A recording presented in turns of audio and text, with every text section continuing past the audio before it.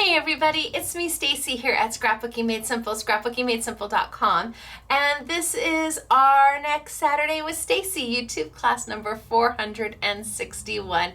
Welcome to all of you who are with me every Saturday morning as a regular, and welcome to those of you who are new to our channel. If you are watching this during the premiere of the class, which is Saturday morning, 8 a.m. Sunny California time, 10 a.m. Central, 11 a.m. Eastern, or 4 p.m. in the United Kingdom, well, we have a live chat going on over here, and we encourage you to just pop on in and say hello. There's oodles of us that are typing away, and it's a whole Scrapbooking Made Simple community. I also encourage you, if you are a Facebook fan, to find our SMS, the Scrapbooking Made Simple Facebook group. We have over 1,000 members on it, and I'm posting the samples now. That's where I'm going to be posting all the samples from the classes onto the Facebook group. So if you visit there, you're able to see the samples that we have each and every week, and then you can save them to your computer or screenshot them, whatever makes your heart happy, so you've got some inspiration to work from. Now today it's all about layering stencils and Simply Defined. This is my holiday release of layering stencils. Simply Defined is a Scrapbooking Made Simple brand. It's exclusive to us. It is value priced, and I have got 2 new layering stencils that retail for just $9.99. and you get 3 layers to each stencil. So between that and playing with luster wax from Sizzix, and I've got some hunky-dory paper for you. I always get nervous when I say hunky-dory. One of them we've had before that I was able to get maybe 50 packs back in, and one of them is a little new for us, and again, I only have about 50 packs. And I'm gonna show you a way to kind of save some of that paper that is easy and affordable, and because I just can't see wasting it. I cannot see wasting it. So I've got that for you. I have a new Versus stamp, because every time we do a Simply Defined stencil set, we always bring out a new and exclusive Versus set just for us. They do it just for us, and that's so kind. Now, Winter Chicken Dinner is sitting right here, and I'll tell you about that shortly. A few updates. First off, if you've got a Sizzix Sidekick machine, keep an eye on your email. Those machines are going out regularly, so keep an eye on your email so you get your update. If you have a Sizzix Black Switch machine on order, those have started to be processed. So keep an eye on your emails. You will get updates from us saying that your order is now awaiting shipping, or your order is now shipped with a tracking number. I have a lot of them to do. It's going to take me a little bit of time, just like it's taken me time with the Sidekick machines, but they'll be out to you just as soon as possible, and we have started processing them. I'm excited to say that. Warehouse sale orders we've begun to process. Some of you might have already received a warehouse sale order. You never know. So we're just going to keep plowing through as we have been. Those of you who placed an order for your Tim Holtz Halloween, your orders have all shipped, just like I promised. In fact, by the time you are watching this, some of you may already have your Tim Holtz Halloween, and I don't even think he's done his Tim Holtz Halloween yet. You could be crafting right along with Tim after you watch me. Because he comes on like an hour into my YouTubes. It used to be, I would go from 2 hours. I'd be like 8 to 10, and then Tim would come on at 10, and it was like, yay. But now he's on YouTube, and he starts about an hour after me. So hopefully you have got your Halloween collection in hand from us, or at least maybe it's even being delivered right now, and you can play along with Tim and his makers. There will be a Tim Christmas collection. Of course there will. Will it be value priced? Of course it will. Will we have the best bundles anywhere? And I do mean anywhere. Of course we will, but that's for a later time. Now, what else? Let's see, winter chicken dinner. Oh, okay, so quickly, but well, let's do winner chicken dinner first. Let's do that. These, I have 2 winners from last week. These 2 lovely ladies put a comment below. Not on live chat. If you're live chatting, that doesn't count. It has to be below. There's a place to leave a comment below me. See the SMS with a heart? Click that because we want you to subscribe, and then leave a comment below me.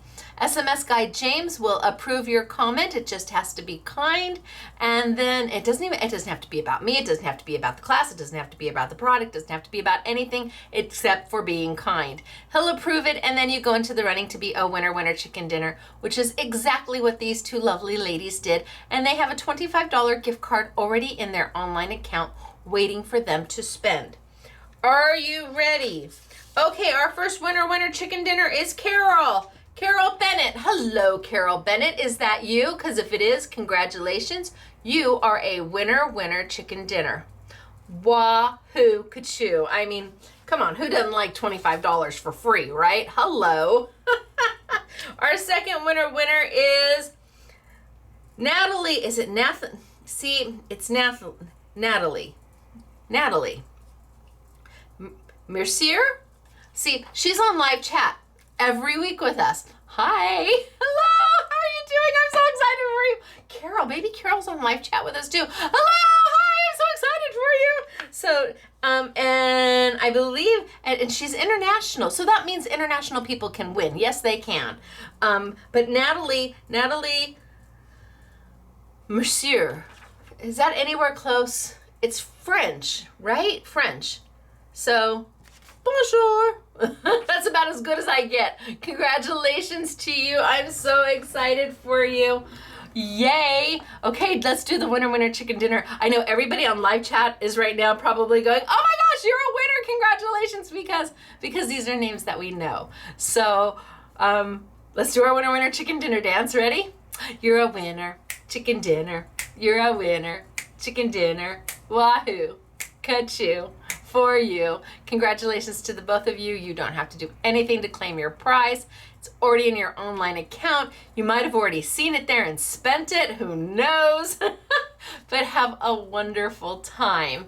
Now, going on right now, we've got Sizzix. Sizzix, the Chapter 3, our Spectacular Sizzix savings sale is going on right now. So if you like any of that product, remember, if you want it expedited, you can only place an order from that category. Anything from the YouTube would have to be in a separate category. And gosh, orders are just flying out of here as quickly as we possibly can, and I'm so excited to be able to say that to you. So let me tell you, do you all remember, just quick story, do you all remember years ago, this was when I was in the jewelry industry, years ago, UPS had a major strike, right? I mean, gosh, this is 20 years ago. They had this huge strike, and I was working for a large jewelry manufacturing company who sold to everybody from Saks to Sears. I mean, we had high-end product all the way down to pretty product that you would find in Sears that was value priced, and we used UPS for our shipping service, and we would send out hundreds of packages. Oh my gosh, if Macy's placed an order, it would be, or JCPenney placed an order, we might have 1,000 packages because they had 1,000 stores. It was crazy. So UPS was our shipping provider, and they went on strike, and we thought, okay, no big deal at all. We also use Federal Express. We have a FedEx account, and we use them every so often. So we just thought we would pivot to FedEx because, well, why not? We're one of their customers. Well, FedEx got so inundated that they set up a rule saying that you could only ship the average amount of packages you normally shipped per day. So we were shipping up to 1,000 packages a day through UPS and maybe 3 a day through FedEx. So FedEx said, absolutely, we will still service you. Your average packages are 3 a day, and that's what we can pick up. Because obviously, anybody who was using UPS turned to FedEx, and they couldn't. That's a huge load increase with no warning at all. Oh my gosh. So we would load my car. My car, literally load it with box after little box after box after box after box, and there would be, and my car was just a unmarked, just my regular car. There'd be two cars in front of me and like two cars in back of me for security, guys that worked with us for the company, and quietly we would drive about 30 miles to get to the hub of USPS, who would ship for us, but we had to physically bring the product to the hub. So there were times where I was driving with $1 million or more in my car, easily. Scared out of my mind the first few times, but then I got accustomed to it because obviously UPS was on strike and we had to get the packages out somehow, right? I have good news. What does all this mean?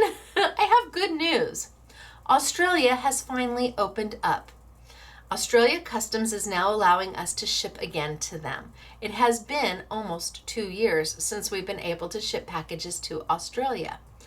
And for those of you who have waited for your orders, I can't tell you how thankful we are. We would have loved people, we would get emails all the time, well, just go to FedEx, just go to FedEx. It wasn't that simple for very much the same reasons that I just explained to you. One, we don't have an account with FedEx, so we would be a brand new customer for them. Two, they didn't want us. Really? They're like, you're very small. We're like, hey. No, we do business with much bigger online crafting stores. And I'm like, well, I know there's two of them. I get it. There's two of them that trump us hands down. And yes, we maybe do, not even a tenth of the business that they do. And they didn't really want us. So our options were really, really limited on how to get product to Australia and New Zealand. And the countries may close down again. We have no control over when the country's customs agents say, nope, stop, no more. But for now, Australia is open. I am so excited. And for those of you getting your packages, yay, we are doing our best to repackage, bundle everything. So if you've got several orders, we are getting them into as few packages as possible and refunding you all the extra shipping.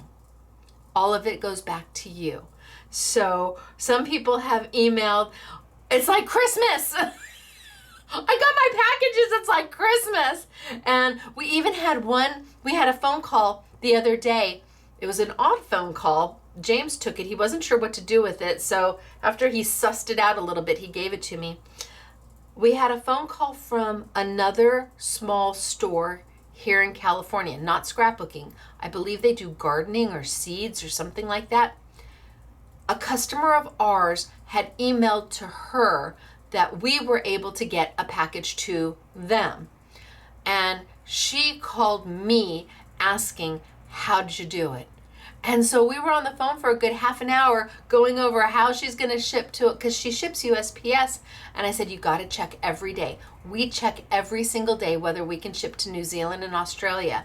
And as long as that USPS site says we're good, we're shipping. So if we haven't gotten to your order, please remember we have 2 years worth of Australia and New Zealand to get out. But we're almost there. Just keep your eyes out on it.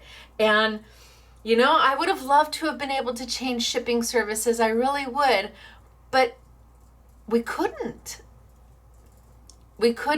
So for those of you who understood and just hung with us, I cannot express enough gratitude to you. For those of you who needed your product when we gave you a full refund, we understand. Absolutely. Borders are now open, so we're hopeful, but they can close at any time. So just a heads up, but very excited. And I'll tell you, it was a good lesson for us to learn. I mean, I knew that there was going to be complications once the borders were closed for that amount of time. I knew trying to get a new shipping service, they really just looked at me and said, really? I'm like, okay, well, I get it. I understand your volume is increasing and we are just a small company. We get it. So, but we're shipping now. All right, so that's my little story, and I am so glad that scrapbooking supplies are a lot easier to ship than jewelry, because I would be on that freeway. I'd be on the 405 to the 5 with well over $1 million in jewelry in my car at least once a week, and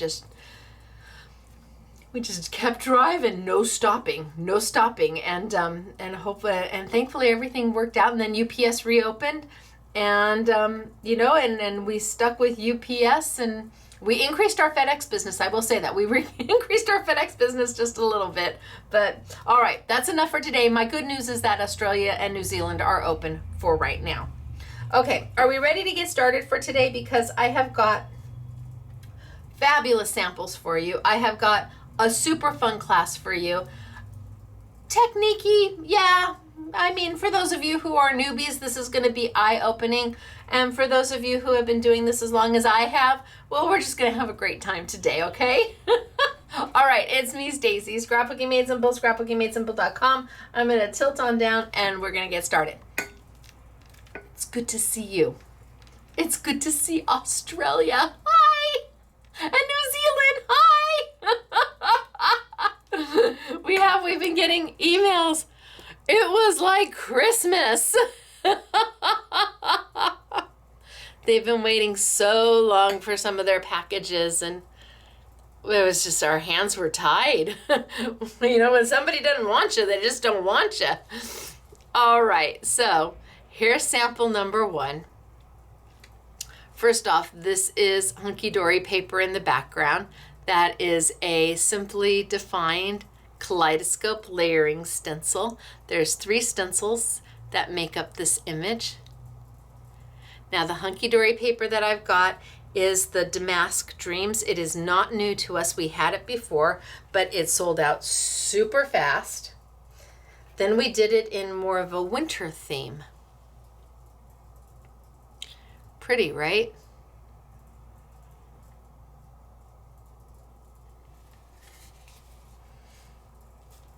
And then I have for you our 3 kings. So we're going to start, I think, just showing you, first off, the Damask paper. So it's Hunky Dory mirror cardstock, super pretty, very limited. We've had it before. You can see the patterns that are in it.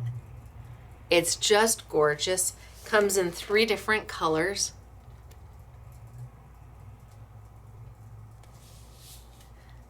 And we have it until we don't. Then we also brought in their mega pack of mirror paper.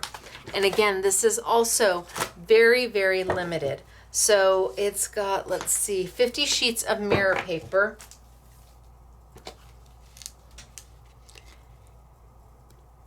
And this is just a sampling. That chocolate is beautiful. This is just a sampling of it. Ooh, love that color. Super, super pretty. Every sheet is their mirror paper.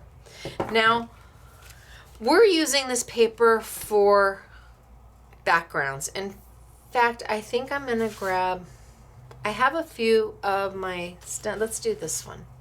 I have a few stencils that are done that I was playing with. And I think I'm gonna grab, I just want to show you how we would maybe,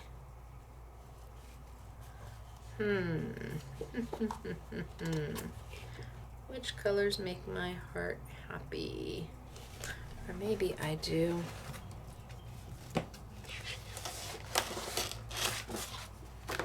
Maybe I do that one on top of this one. Okay, that works. So before I even start to stencil, I just want to quickly go over the mirror paper with you. Mirror paper is absolutely beautiful. And it just adds that perfect little element to everything. I'm just going to fussy cut this out.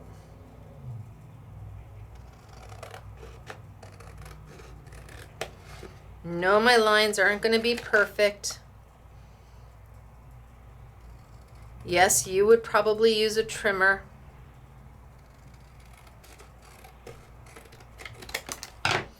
I just want to get a mat for you to start.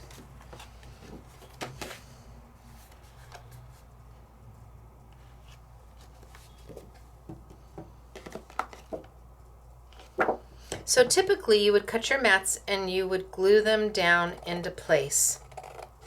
Whether you're doing a scrapbook layout, a mini album, altered art, mixed media, however you're doing your projects. If you're using this as matting paper, it's typically what you're going to do is cut your pieces out and then layer them to mat. Right? But this is specialty paper. This isn't like white or black. It's kind of specialty paper. And so using it, I know that I like to, I know some of it, I don't even want to cut into. But it seems to me that there's a lot of waste when you're not using this. You're covering up that whole beautiful section. I mean, that's gorgeous. And you're not using that mirror. So I thought, well, what if we found some really inexpensive nesting dies that would allow you to cut the center out so that you could use that piece a little later on. And so I talked to my friends at Find It Trading, and they do. They have very inexpensive nesting dies. They retail for $10.99, and we've got them for under $9 on sale. And I picked out some that would then allow you to cut out the paper behind it, but still have an A2 size. Now, some of these are going to be a little bit large, but the next size down is going, in fact, I think this whole one will work on an A2. Yep, it sure will. That big one on the decal will work. Some of these are going to be a little bit large for the biggest one, but then you have all the other sizes to go down in. And what I'm talking about is taking and maybe, let's just say, let's open this one.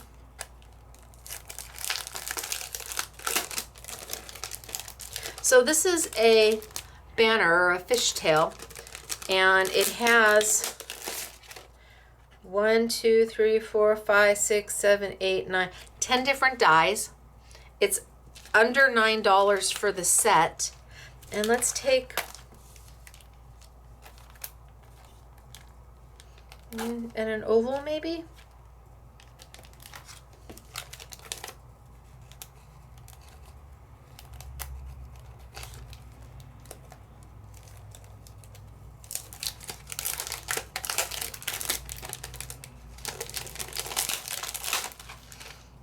And maybe we do the rectangle, just the plain rectangle.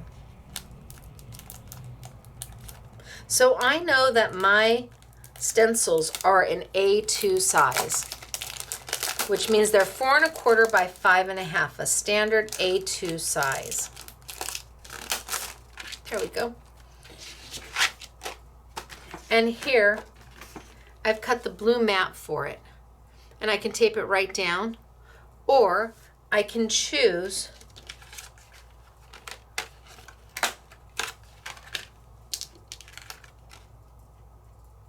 to cut that square out of the center and then tape it right down.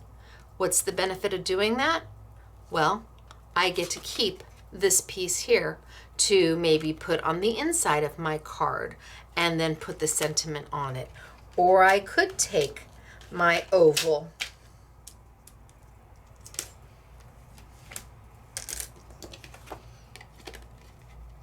and cut my oval out so that I'm saving paper for a later time. It seems so harsh for me to take and just cover up this beautiful paper.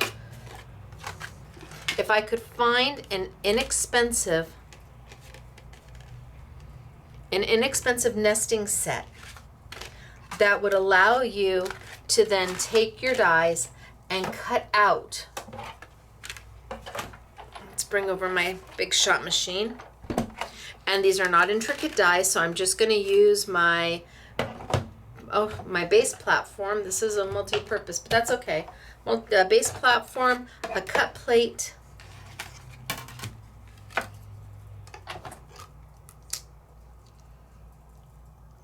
a die, and a do not cut plate.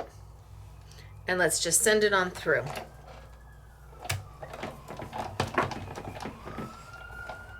Easy peasy cutting. This is not intricate at all. And out it comes. So now I've got this cute little tag that I can set over to the side and use a little bit later, and I'm left with this. But this covers right on top of it. You have no idea I've done that, right? So now let's take the oval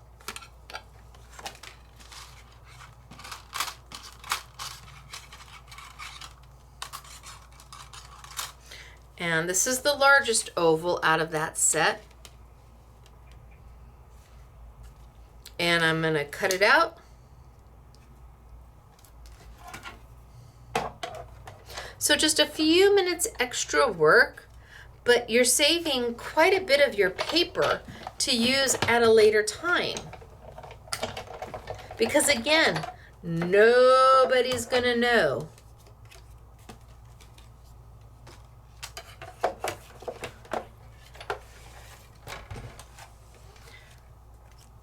Nobody's going to know that you've put holes in your paper.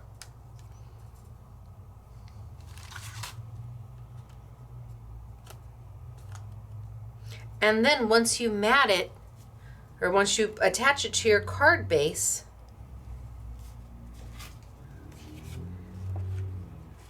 again, nobody's going to know. Nobody's going to see it. You're not going to know that I've cut that out. And knowing how difficult it can be for us to get hunky-dory paper sometimes and how limited we are in the supply when we do get it, I thought, you know, there's got to be a better way to use this paper than to just use it and mat it and hide most of it. I just want to hide, you know, all I need is that frame. That's the only thing that I care about because I'm using it as a mat.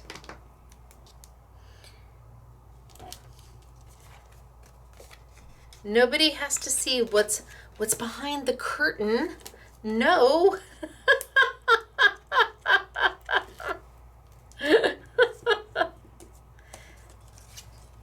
All they have to see is the finished product. It's like when I was in the corporate world and I don't know if you, like, before there was Spanx, there were girdles. And nobody had to see what was underneath my business suit as long as my business suit looked good. And now they have Spanx out, but before Spanx there were girdles. And just like that, I've saved so much of my paper. Oh, okay. There go the sirens for sure. We are all the way up on Main Street. Can you tell? Our Main Street is called Soledad Canyon Road, and it's the main street of town, so everybody drives up and down it all day long. That's... I gotta put a little bit more over. And just like that, I've achieved the exact same look that I wanted. I got a few holes in the back, but I have saved this to use as a later date. Or if I was making a card, if I attach this onto, do I have one with a card base? If I attach that onto a card base, and then I opened it, I could put that right there and then my sentiment. So I wanted to give you options, knowing that this is specialty paper. It's beautiful paper, but do you really have to cover all of it up? Because I know several of you, value is important. It's always, well, it's important to everybody. And if you can just even if you just get one of the dies, if you just have the opportunity to cut the centers out, what a difference that makes, whether it be the rectangles or the ovals or the banner, the fishtails. Now the fishtails are nice because then you can cut the fishtail off and also have a square. Some of these are going to be a little bit big for the biggest die, but the smaller ones work just fine. And for under 10 bucks, I don't know that you can go wrong with them. So these are by Find It, and it's just a way of preserving any of your paper that you love, love, love, that you just can't do it. You just can't get rid of it. And you just don't even want to cut into it. Well, now you have an opportunity to kind of save it a little bit, to not hoard it, but give yourself an opportunity to hold on to a little more of it a little bit longer without anybody knowing the difference. Okay, so I wanted to do that just so you see that, because I know that hunky-dory paper is going to go. And if you already have some, then if you don't have nesting dies yet, I recommend you pick up one, because you can use that for any kind of paper that you are in love, love, love with. Absolutely. Just cut out the center. As long as everything is going to cover it, nobody going to know. Right? Right. Okay, let's start and let's play with the stencils. So that is the first stencil that I'm going to use. It is the holly and berries and ornaments stencil. You ready?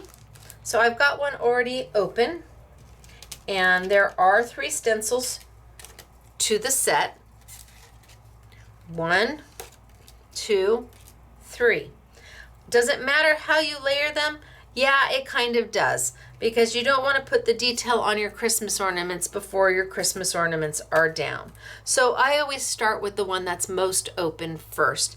And there are little, did we do it on these? I know we did it on yes, there's a little arrow that you're going to be able to see that tells you which way up. Does it have to be that way up? Well, for the ornaments, it really does.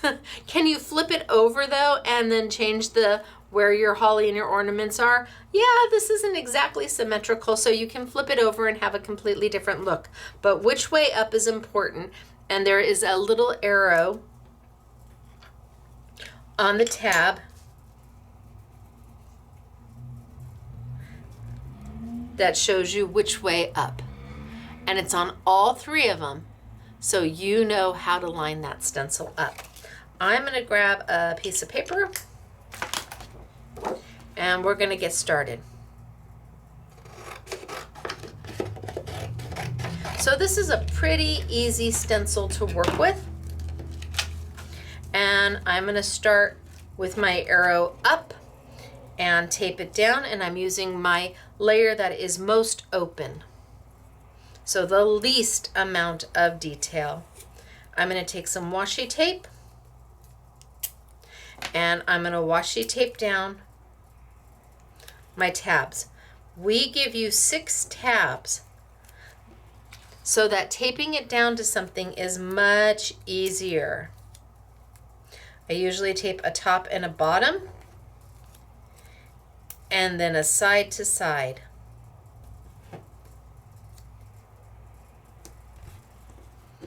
And I leave 2 tabs open. So there's no tape here, and there's no tape there. And I do that for a reason. They're going to act as my reference guide. They're going to act as my way to align everything up. Now let's grab a blending brush, and I've got my blending brushes from Couture Creations. They come with the little hats. They're $5 each, and we'll put them on sale for 20% off. I put the little rubber bands around them which tells me which color. That was not my idea. That was an SMS people making suggestions, because I know that the brushes, many manufacturers will now make a green for your green. The whole handle will be green, or if you're pink, the whole handle will be pink, so you can easily see which color brush is for what. But I like the little hats, and to get the little hats, I'm happy to just put on some little girls' ponytail bands to tell me my colors. So I'm going to bring over some of my Hero Arts Cube inks. Any ink will work. It's up to you what you want to use. And I'm going to bounce some of it off, and then I'm going to go in and I'm going to just lightly do my holly.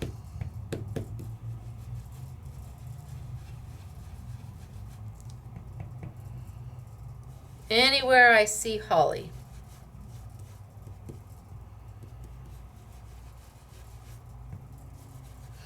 And it doesn't matter that I'm going outside the lines, because ultimately I'm going to cut all of that off. I just want to get my green in there.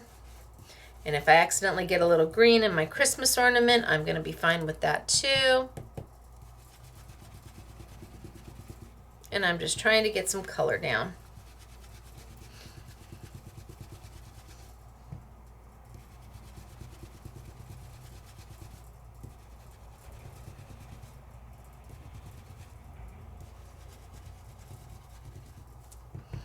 All right, so holly is done. Pretty easy to do.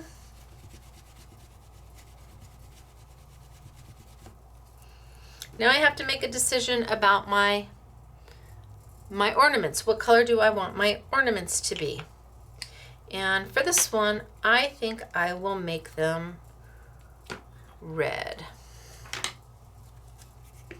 So grab my red brush, grab my red ink, and come in here and add some red. Now I know that I'm going to layer something on top of this, so I don't want to go as dark as I possibly can with my color, because I have to put another color on top of this. And I'm going to use the exact same red that I'm using now and the exact same green that I did to add my layers of color. Now, SMS girl Renee, she masks everything, and she masks it all off so she gets 100% accuracy in every little area. I'm a fly by my seat kind of girl. And she's like, how are you a fly by your seat kind of girl? Because I'll just go bsh, bsh, bsh, bsh, bsh, and it'll just blend together, and I'm happy with that. It's up to you. The holly can be a little close to the ornament, and you can certainly take a Post-it note and mask it off if you want to be sure. But like I said, I'm kind of a fly by my seat kind of girl. So for now, that's layer one. Talk about easy peasy, right? So let's take it off.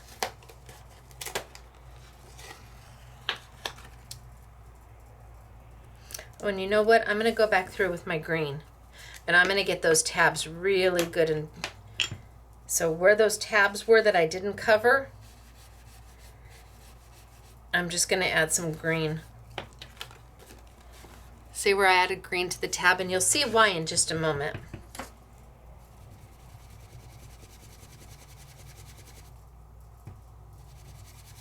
Okay, that's good. So now let's take it off.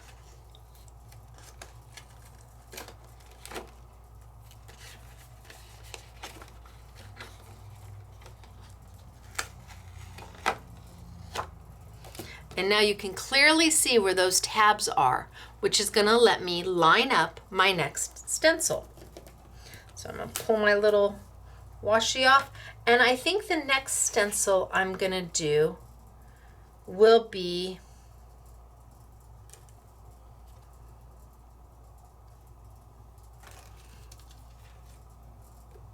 I'm going to do the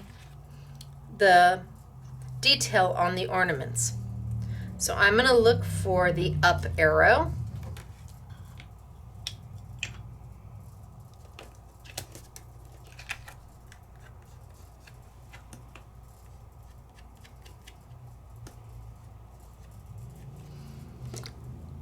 There's my up arrow. That's going to tell me that my stencil lines up this way. Not this way, that would be a down arrow. It's going to line up this way. Did I turn it to show you? I bet I did. Yes, I did. Going to line up this way. And then because I've got those tabs, I can clearly see where I need my stencil to line up. See there, it's not lined up. It's a little bit off center. So if I just move it over and I get the bottom one all lined up, magically the stencil then lines on top of what you need. So let's tape it on down.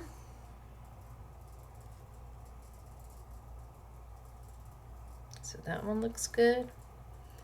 That one looks good. Tape it on down. 1,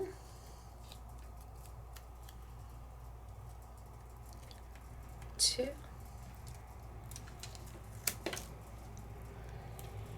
3, and 4. All right, I'm all lined up again. Now, where that holly is that I did in green, this stencil is masking it off, so I can't stencil on top of it with another color. It's a stencil and a mask all at the same time. So it's hiding what I don't want to add more color to, and it's open where I do want to add more color. And this I'm going to add my red. So I'm going to go back here and I'm going to add a deeper, darker red on top of all of my ornaments. I'm going to use the same red so that the colors blend perfectly, but I'm going to go back in and I'm going to make it nice and dark.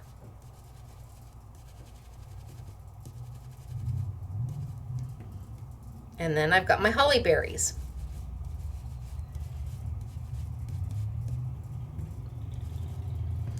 Nice and dark.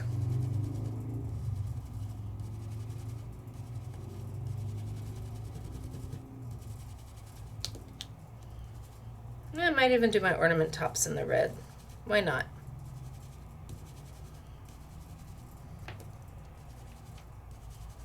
So this stencil, because I'm using red, is getting all the same color.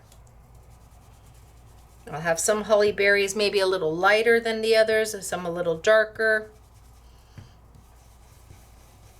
And I'm going really dark where my Christmas ornaments are, where that detail is, because it's going to really pop against how light I did the original color. And I don't care if I go outside my lines, because eventually we're going to get rid of all of that extra noise that you see, all that extra paper around it. We're just going to let it go. And anywhere I have open paper, I want to add some red holly berries.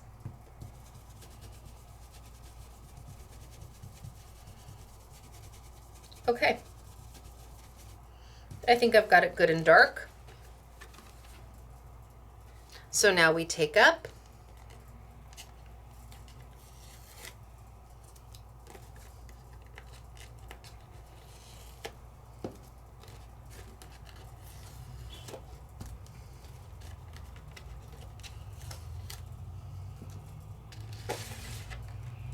and now you can see that detail. So the red detail on the softer red ornament, the darker detail totally shows up, and all my holly berries are there. Now I have one last stencil.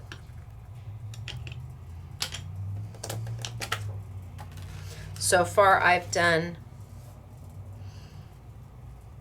my ornaments and my holly. And then I took and layered on top of that the detail to my ornaments.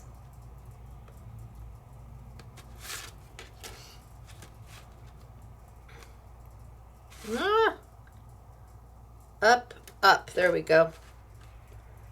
Up, up. And then the last one I'm going to do is my little sprigs and the detail to my holly. So let's find my up. Let's just put a little gray on there so I can see it.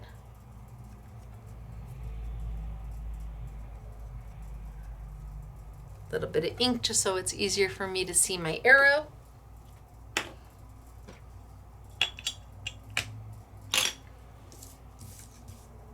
Come around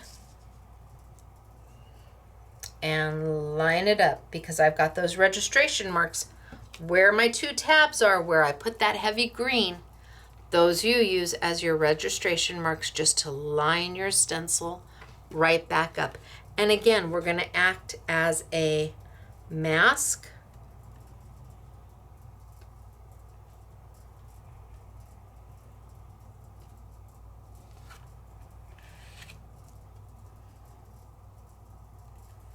And a stencil. It's going to do 2. It's got double duty. So we're masking off part of the stencil we've already done. Nope, let's move this one over.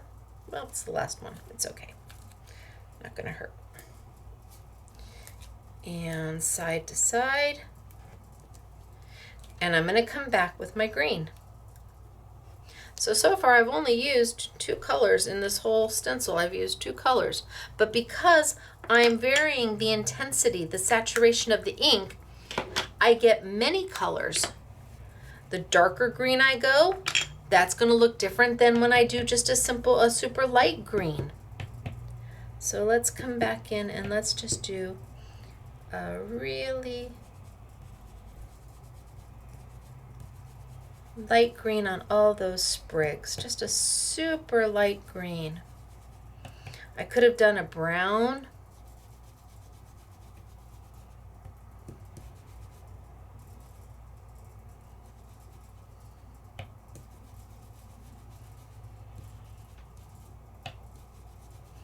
A really nice light green.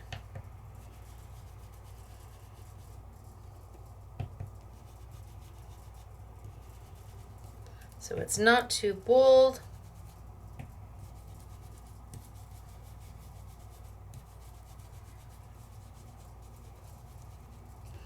So I put a nice light green in all my sprig areas. But now I've got to go in and do you see the vine or the veining for your holly leaves? That I'm going to do a little bit darker so it stands out more. So I'm going to dip in.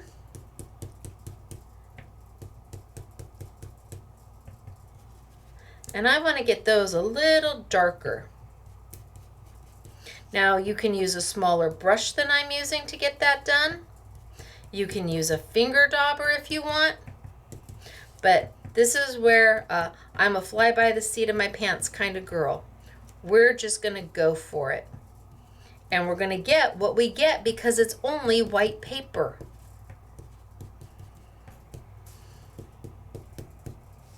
Okay, so let's move it over. I'm just trying to get in that nice and dark. So it's a good contrast against the original holly leaves that I did in layer number 1. Nice contrast. I want some highs, I want some lows.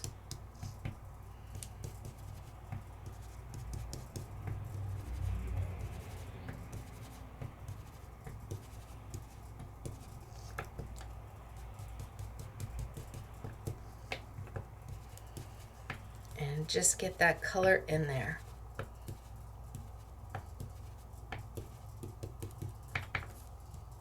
Okay.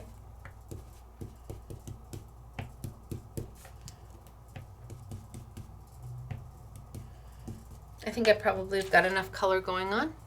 The beautiful part is if I don't, I can always reline it up and come back in and add more color. So far I've used 2 colors. That's it. But because I changed the saturation, and what I mean by changing the saturation is how hard, ooh, let's not use the green with the red. How hard did I put that color down?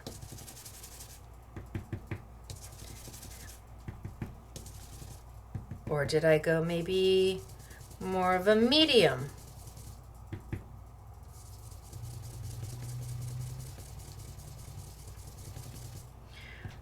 Or did I do just a super light? It's all the same green, but in varying shades, giving you varying colors.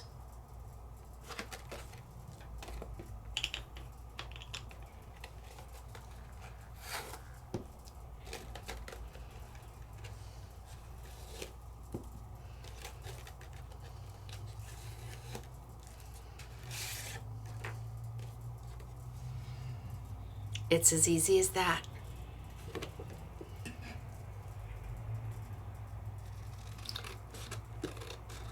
Cut off all that extra noise going on.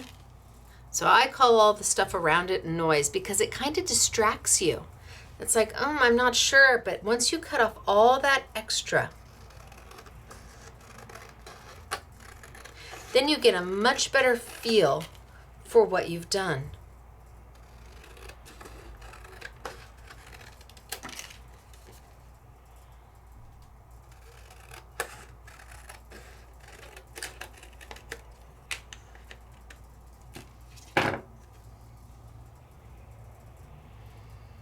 Really simple.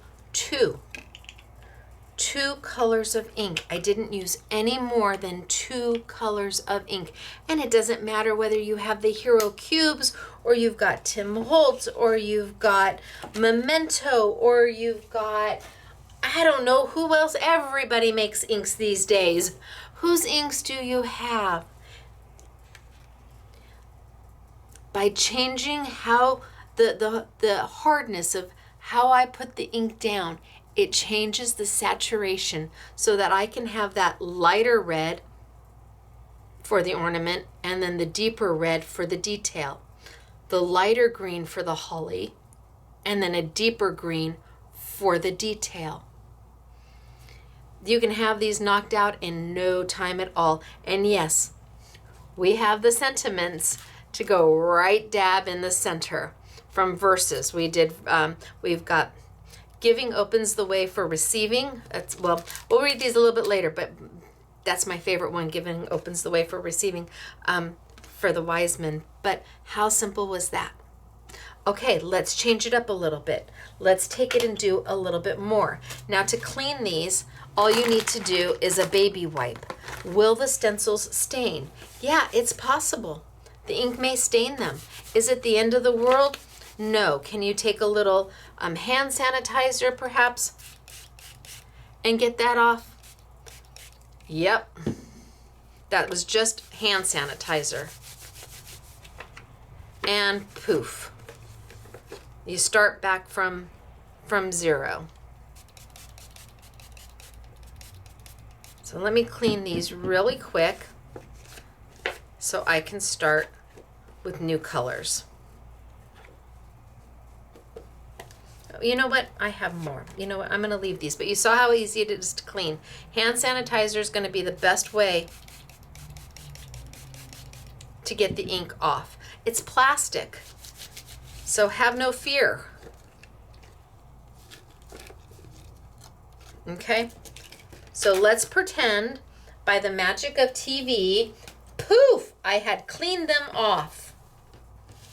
And I have a brand new set. They're all perfectly cleaned off and I'm ready to play again. I am going to take my gray ink. I'm going to find my little arrows and go to it.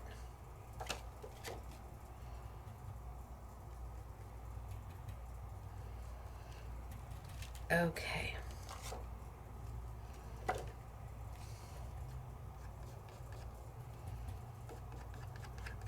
All right, so I put a little gray ink on my arrows so I can see them better. And we're going to do a wash, rinse, and repeat. Maybe I'll change up my colors. Maybe I'll change up my colors. Okay, so let's start. I'm always going to start with the one that has the biggest detail or the biggest openings. I'm going to put that one down first. The arrow's telling me it needs to be going up. I'm going to tape it on down.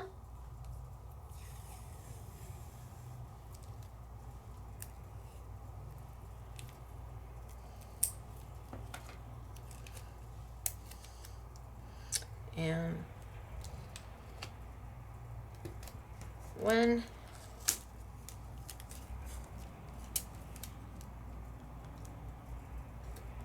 2, 3, 4. So I'm going to stick with my green because, well, holly leaves are green.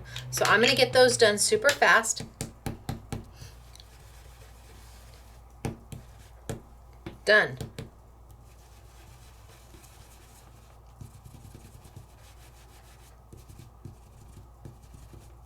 Done.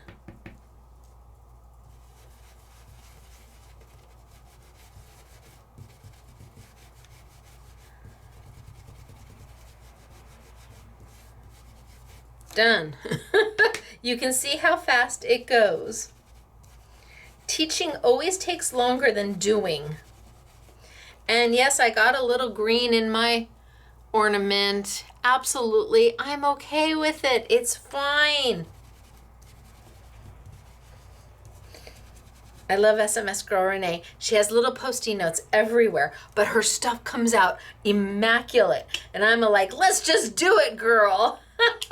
So I think for my ornament color, I'm going to go with blues.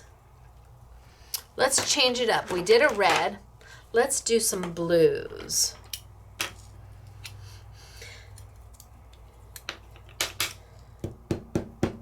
And I'm going to try and keep it a little soft.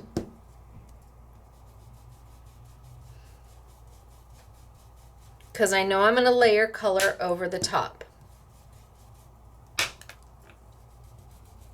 And you don't have to do them all the same color. You could have blues on the top and bottom and reds on the side. It's up to you. These are your ornaments.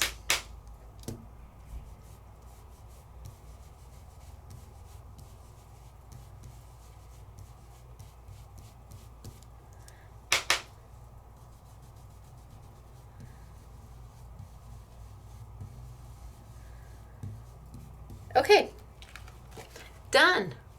Looks like a hot mess, but not when we open it up. Oh, and I want to make sure that I've got enough color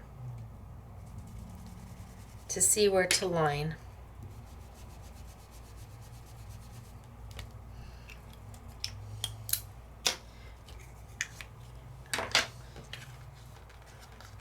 All right. Pull it on up.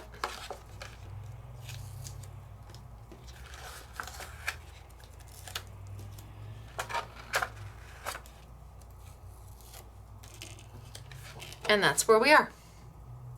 Now let's take the next stencil. And that has got the detail and the little holly berries.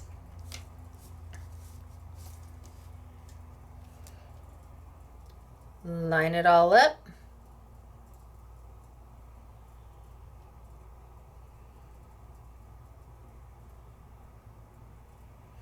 Because I've got those pure, perfect little registration marks right there. Tape it on down.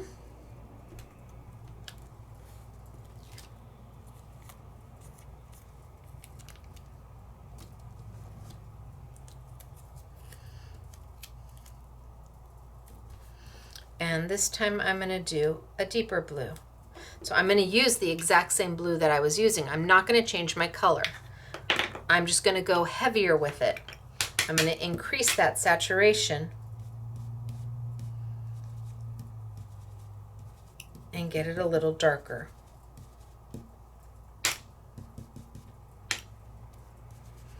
So far we are wash, rinse, and repeat.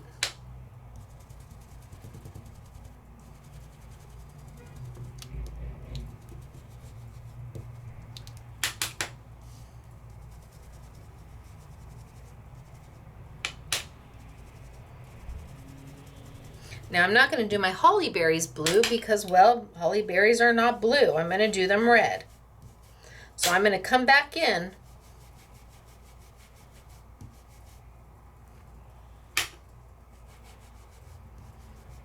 Come back in with my red. I've got my blue down, now darker. And now every place I see a holly berry, I'm gonna come back in with my red. So far we've used 3 colors. Once I tap that red in, we're at 3 colors. It's not about having a huge arsenal of ink. It's about what you do with those inks that you have.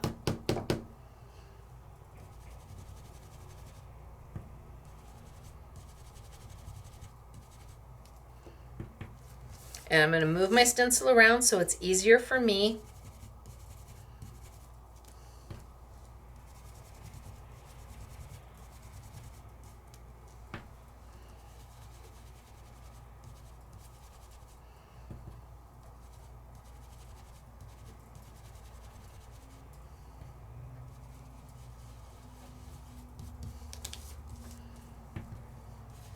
It's okay to move your stencil. Sometimes leaving it in the exact same area can be a little challenging to get into the nooks and crannies of something.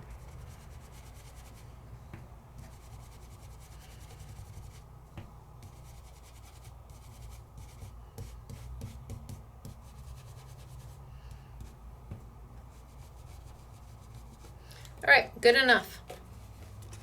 That's where we're at until we take off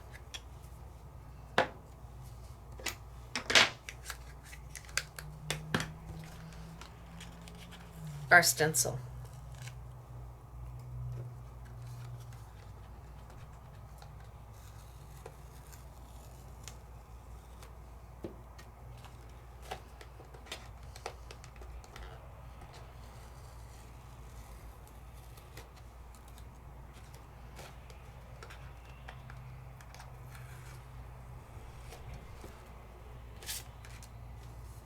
And that's where we're at so far. Now let's get that last one on.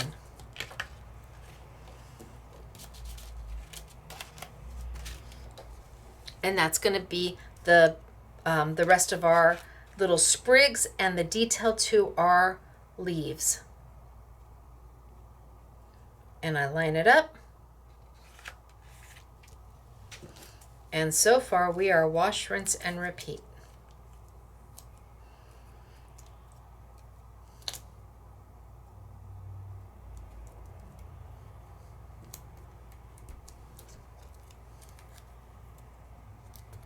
Put down my tape and come back in with my green. You could come in with a little bit of brown, up to you.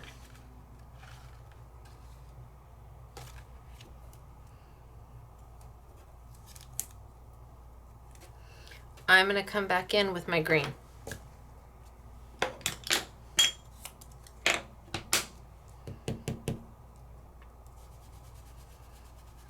And I'm just going to give a good all over dusting.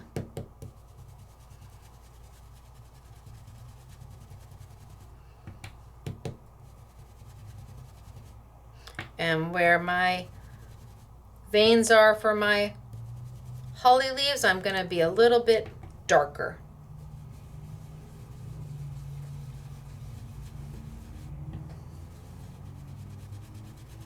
Just a good all over dusting.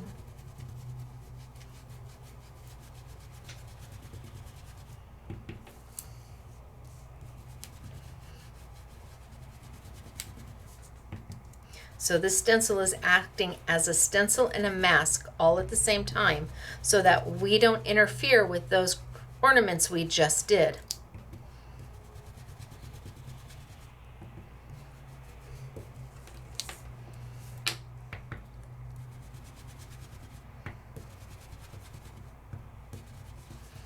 Okay, so I've got a good all over dusting. I'm going to take it off and show it to you. But then we're going to add a little more to it. We're not just going to leave it this way. It's going to look beautiful just like this. And if you wanted to, this is where you could stop and call it done. And you could just make a whole bunch of these. It wouldn't take you long at all to do them, especially if you do them in a production line setting. And you could have 20 Christmas cards done in no time at all. So let me show you where we're at.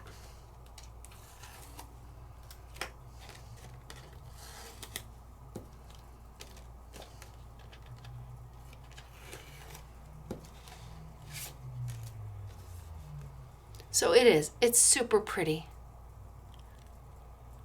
But I want to add a little more to it.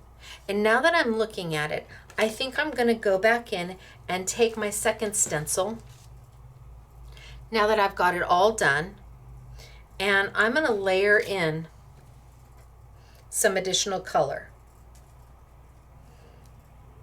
See how easy it lines right back up? All you have to do is realign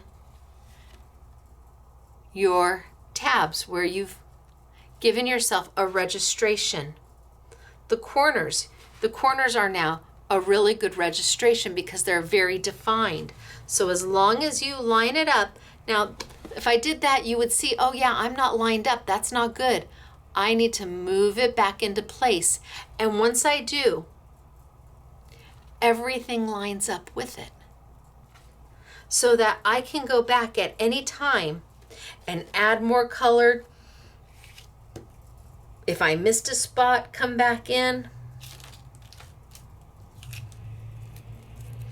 Being able to reline up a stencil is a really nice opportunity to go back in and embellish more. Maybe you start this way. Maybe this is how you start your stencils, and your first 5 are just like this. That's all you do is use 2 or 3 colors of ink. You get them done and you are happy.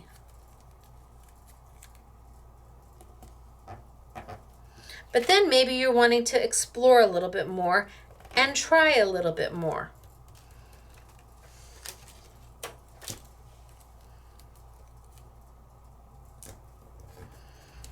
Okay, so now I'm going to take a little bit of luster wax.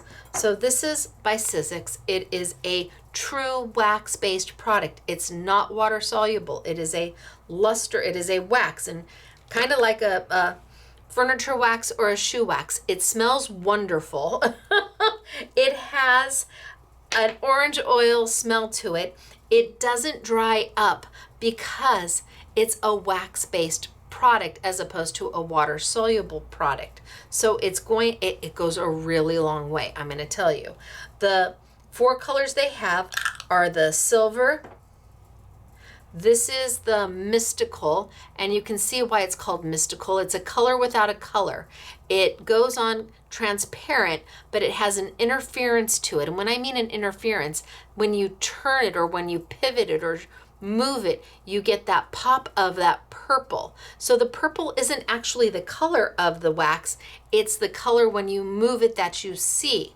They've got gold, and they've got, are they calling this rose gold? Sometimes they call things rose gold, sometimes they call it, yep, they're calling it rose gold. Meh. So those are the 4 colors that they have, and you may already own these. We'll have them on sale, and we'll do an I want it all just in case you don't. But we're going to use these today because they just do a beautiful job with the stencils. They stay fluid long enough. They stay open long enough for you to be able to move them around. Whereas the wax from Creative Expressions, it dries like this. If I put that on the stencil, it dries super fast. So I wanted something that's going to let me move it a little bit more. And to use it, I'm just going to use a dauber sponge. Now this is the same sponge that I've been using. So because it's a wax-based product, my sponge stays pretty flexible and easy to use. I don't have to change every time I want to use this. I've left this on here for who knows how long, and this is the sponge I use for my silver. So to go in, I'm just going to pick some up with my sponge.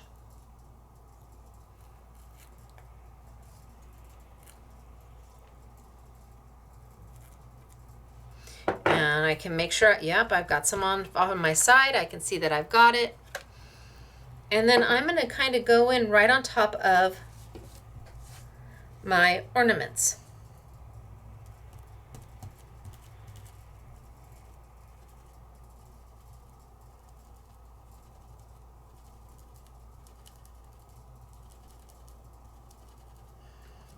And add a little bit of silver. Now you may be saying, Stacy, why did you go back in with the darker blue if you knew you were going to go back in with the silver over the top? This is absolutely an opaque silver. I mean, it covers, it's not translucent, it's not transparent. It's opaque. It dries quickly, but not so quickly that you can't move it.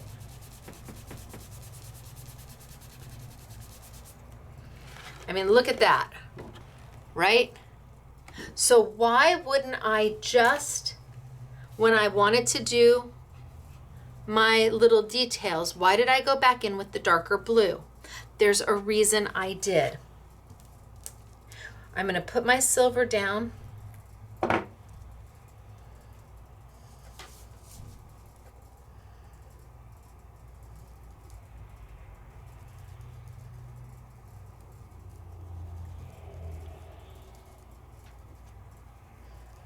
On two of them.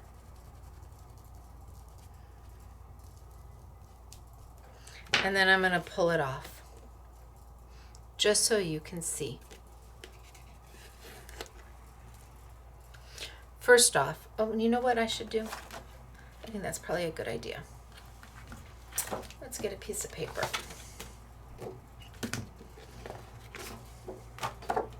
Now that I've got silver all over this one, how about we use this one? And let's take and put a little silver.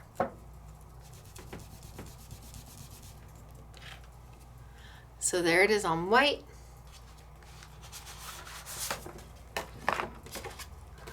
There it is on black. Just so you see the difference. Let's take it off.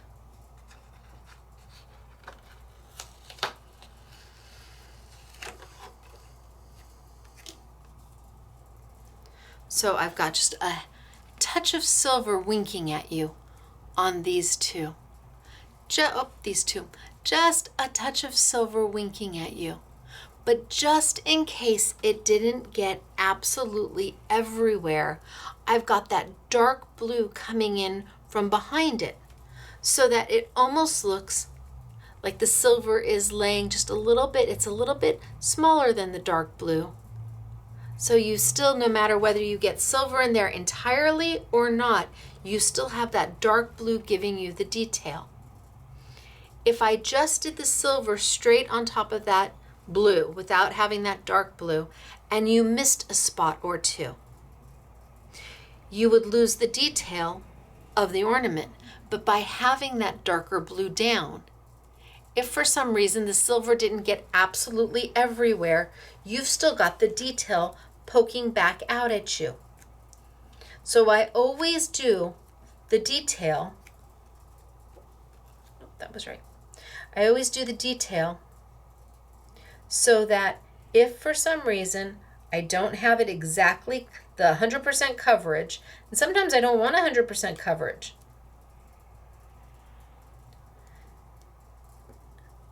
Okay, let's tape.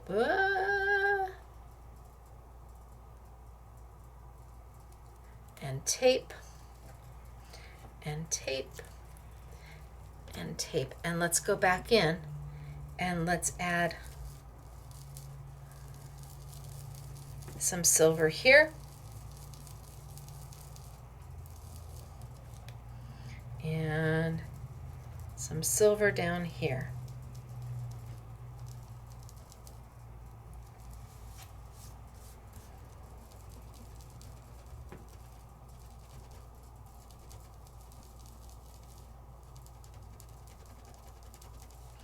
Now I got a little silver on my red berries.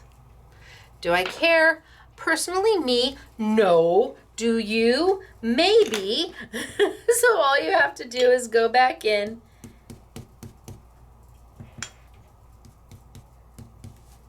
and add some red on top.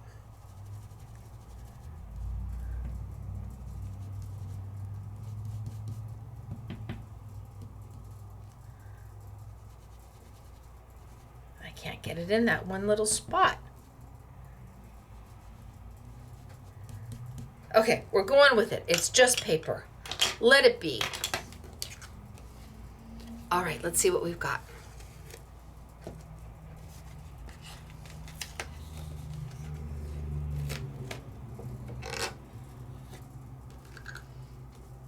So now I've got silver on all. It's not a lot. It's just a wink. It's just a hint of, just a touch of silver to add a little pop of something. But maybe you want to add a little pop of something more. Okay, let's bring back over my sprigs and the vines, or the veins to my holly leaves. And let's line it on up.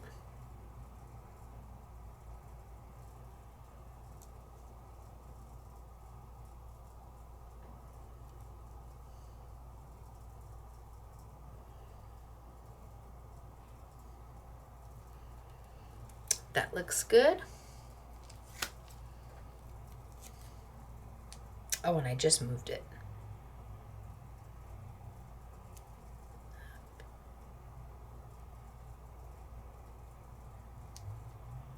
That looks good. And that looks good. So I've already done it in the green. And even though I'm going to go over the top of it with something else, I still would start with the green. That way, if for some reason my something else doesn't give me doesn't cover absolutely everything, you've still got all the detail coming through. Let's take this one and put this one here. I think it's going to be time for some new washi tape, but we can finish this one up. And that one there.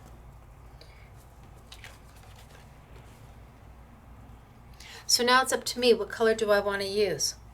I think I'm going to pull the gold luster wax. And again, this is an old sponge. Normally it would be way too hard to use. You would have no give in it at all.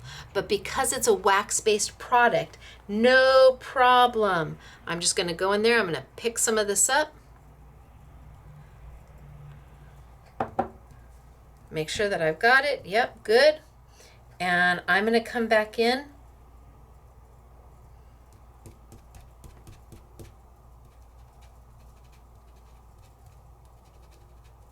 And I'm going to add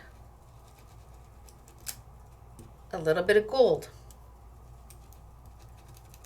Not a lot.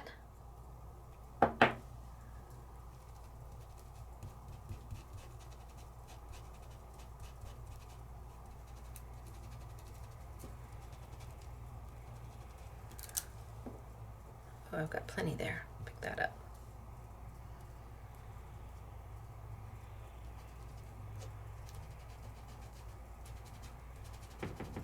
So it's not going to fit in every little nook and cranny because these are very finely detailed stencils. But I just want a little bit of gold here and there. Just to give, and I've got plenty.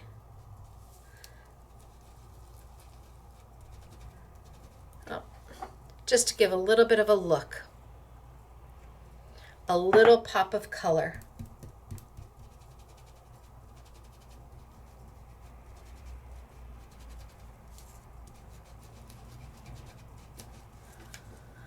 A little bit of elegance, a little bit of something extra.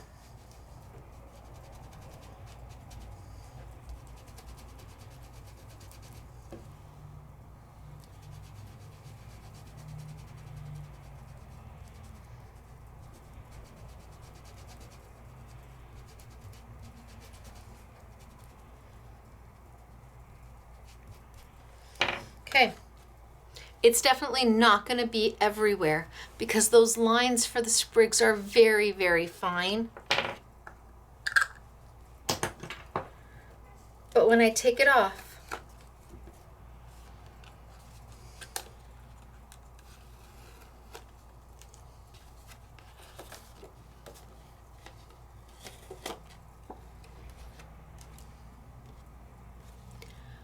I've got just a pop of color here and a pop of gold there and a little bit on my holly veins.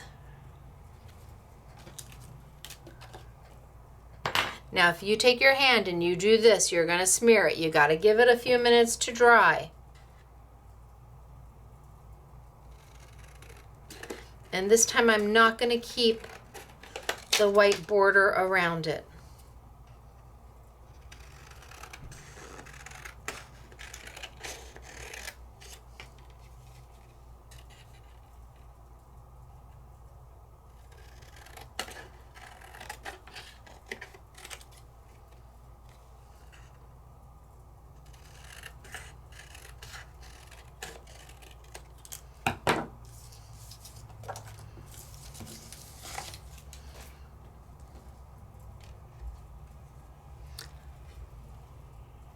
And now you have something with just a hair bit of sparkle. It's up to you. Remember, we started here and we just used 2 colors of ink. This time we took it a little bit further. Start here, get comfortable, then move on. See what you can do, see how you can play. See how using just a little bit of a simple product can change the entire look. Same stencils, 2 totally different looks. What works for you? So I'm going to leave these to the side and we're going to move on. So let me gather these up. And we're going to move on. Wipe down my desk. And this time I am still not going to use any kind of masking. I'm not going to grab my Post-it notes to mask off some of my images. I'm going to start with my 3 wise men. This is a fun stencil, and there are so many options to this stencil that it's almost holy smokes artichokes. So let's bring over, and I'm just going to use a full sheet of paper and tape it right down in the middle. So 3 different stencils to make up your, I'll put them against a black piece. So we have stencil number 1. That has your 3 wise men, and you can see here his coat is got the openings, and here detail, and here opening. Stencil number 2, these are interchangeable. It doesn't matter how you do them, as long as you do them. Stencil number 2 has the opposite. Now this one has the detail where this one was open. This is open where it's detailed, and vice versa. So that if you layered them over the top of each other,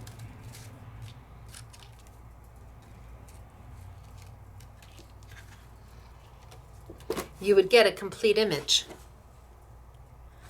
Bwahahaha.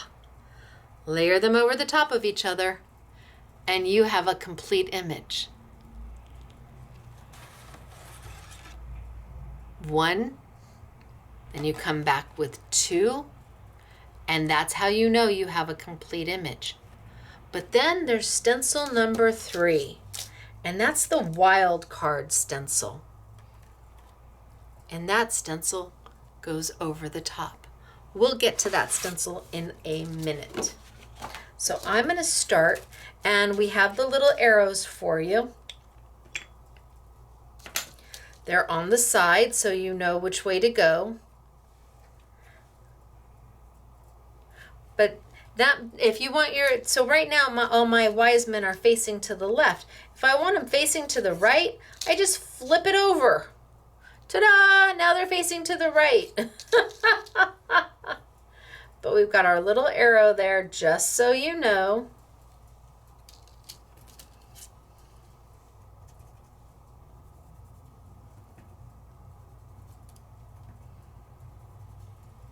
Okay. And I'm not going to mask off any portion of this with Post-it notes. There is an insane amount of detail in each of these stencils. I mean, that's a lot of detail for one stencil. And you've got 3 of them. So I'm going to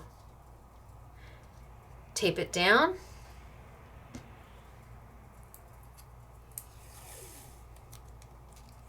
And we're going to do the stencil a couple different ways. Come on, come on. There we go.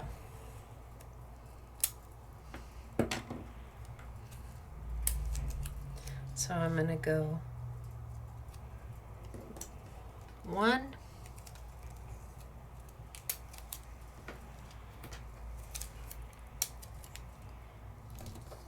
1,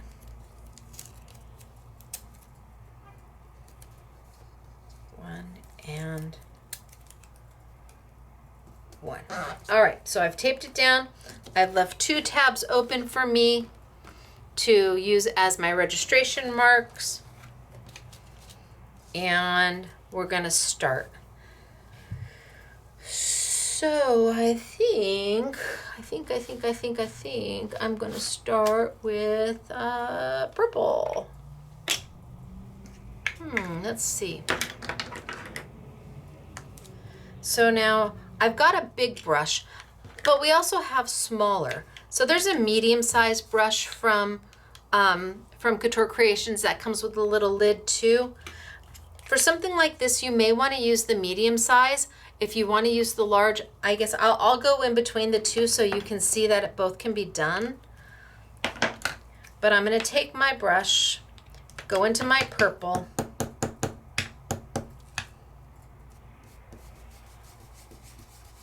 and I'm just going to color.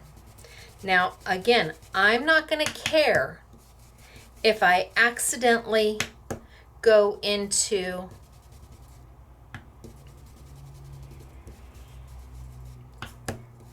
another area of the stencil. And I'm going to keep him a little light.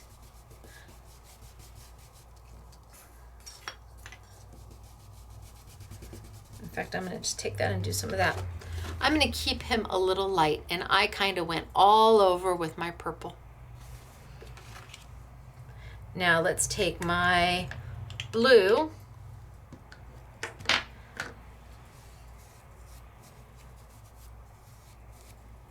and let's use this one. No, you know what? I think I'll do a pink. And for my pink, I'll use my bigger brush so you can see you can. I'm going to take my raspberry jam and I'm going to keep them a little light. And I'm just going to do the whole thing.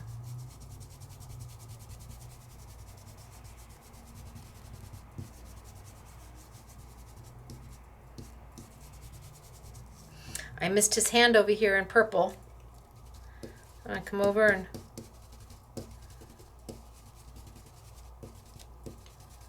do a little purple there. And a little raspberry jam.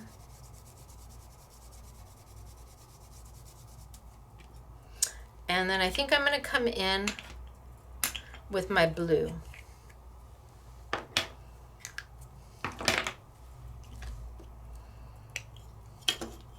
And I'm going to use my bigger brush for my blue too. And again, I want to keep him a little light.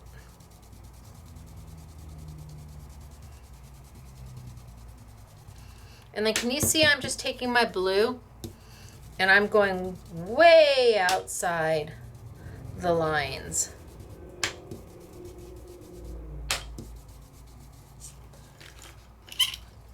So this is where I'm at. Way outside the lines. In fact, I might even come in here with my pink.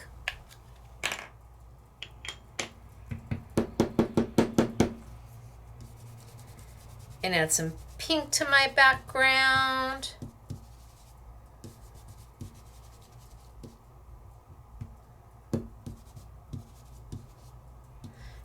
maybe some more blue.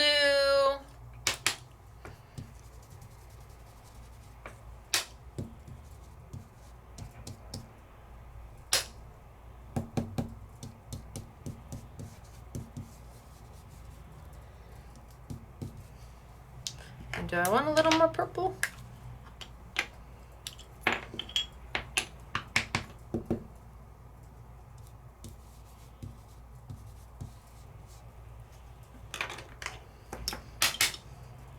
So we have gone way outside the borders of our little wise men.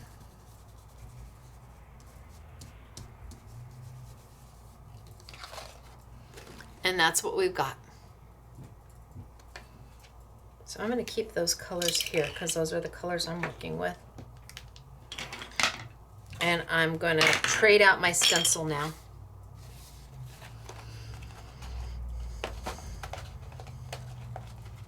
I think I'm going to leave the washi tape with it just in case I want to come back.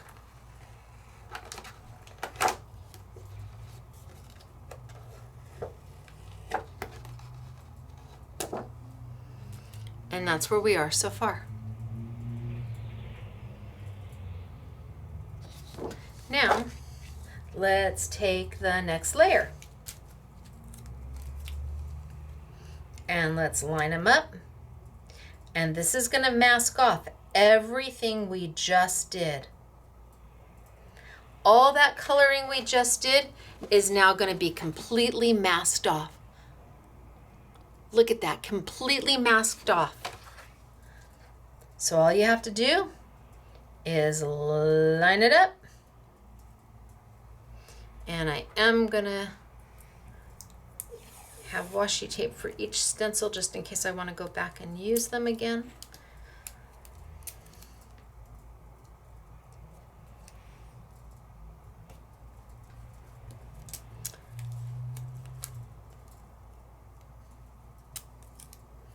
One,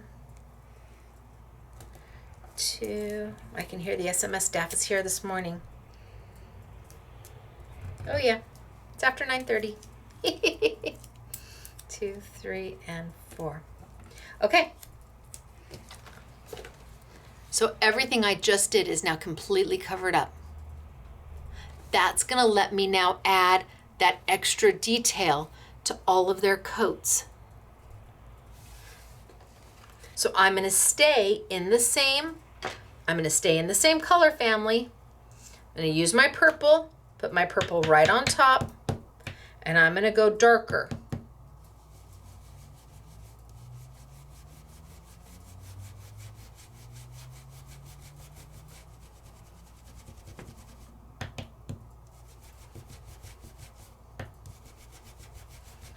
I'm going to just get it in there, and I'm going to go dark.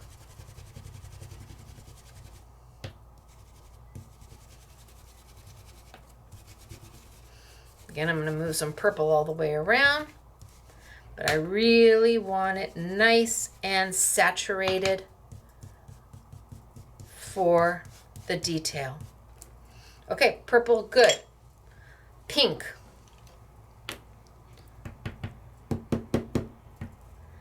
Again, nice and saturated.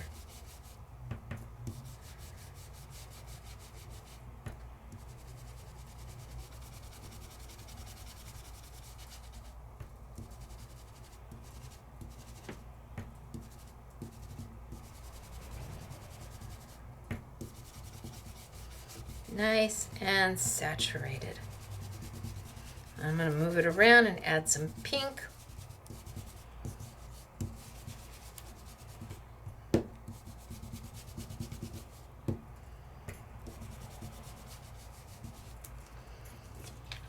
And here we are. And then I have the blue to do. And the blue is going to be like the purple, where it's going to have that design. The pink is an open because we did the design in the first go round. And now let's do the blue. So the stencils do all the work for you.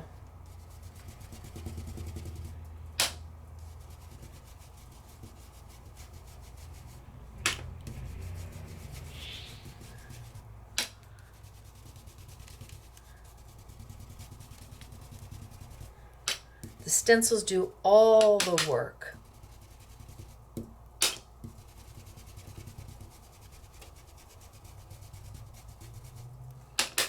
If some of the colors mix into another color, I am perfectly fine with that.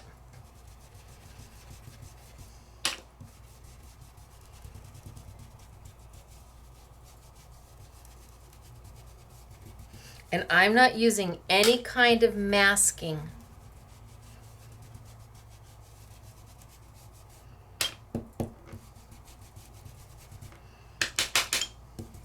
And I want that blue to be as saturated as can be.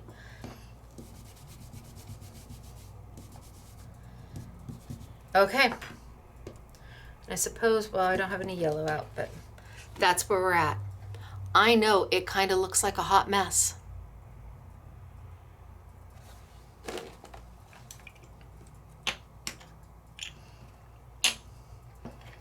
Let's take it off and see what we've got.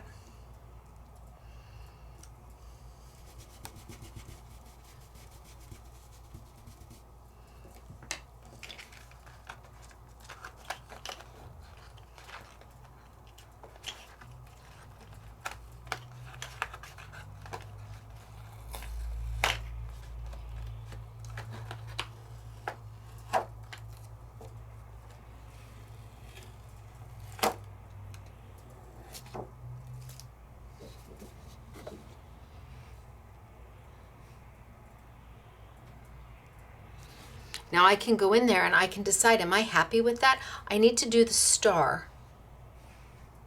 I need to do the star. So I'm going to put the star stencil down really quickly. And gosh, I don't have any yellow in front of me. I have some gold. Let's see if I can get some of my gold on there.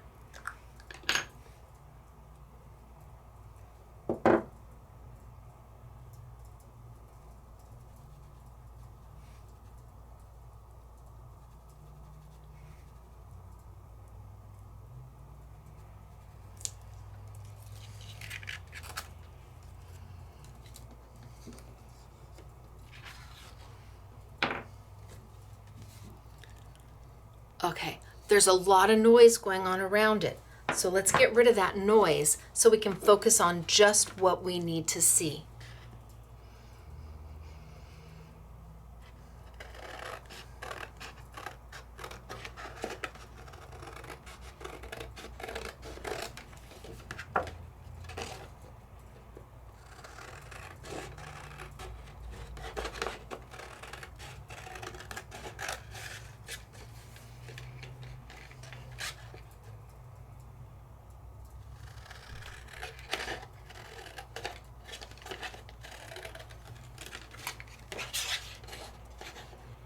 Okay.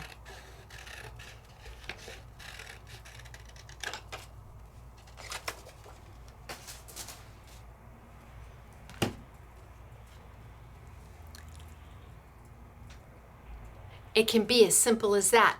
No masking, just doing. But we only use 2 stencils.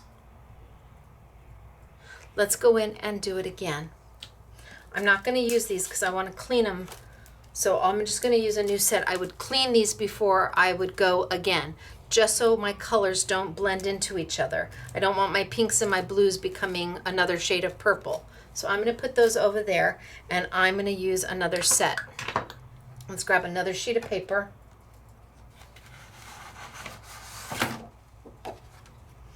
And actually, I think I'm going to do 2 at the same time. So 1, 2, 3.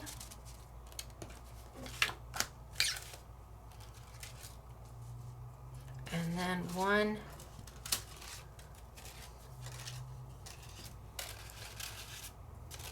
that one goes there. So I'm going to do 2 of them at the same time. 1, 2, 3. Okay, let's tape it down.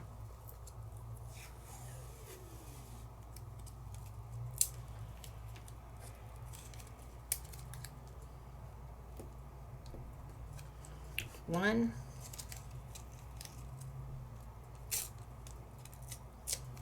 Okay, then. That's how you want to be.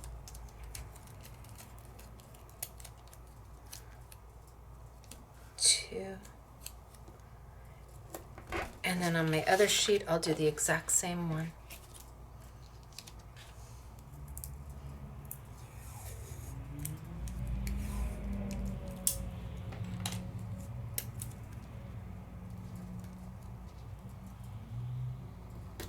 One.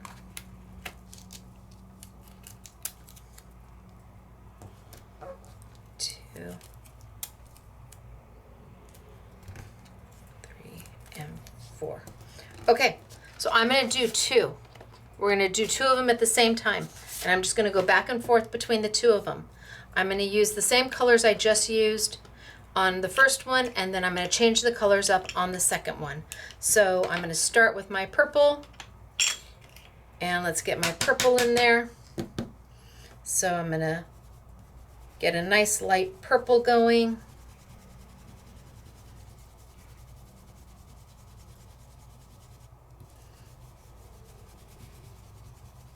Not too dark. Done. Purple lid. Anybody see what I did with the purple lid? Purple lid. Okay, then we're going to go to pink. No, let's do blue next. Put the blue in the middle.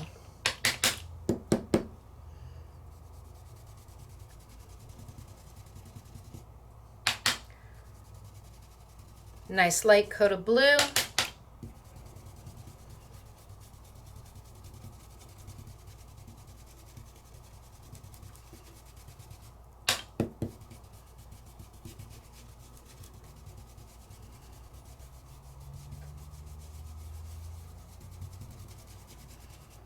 Okay, done. Now let's go to pink.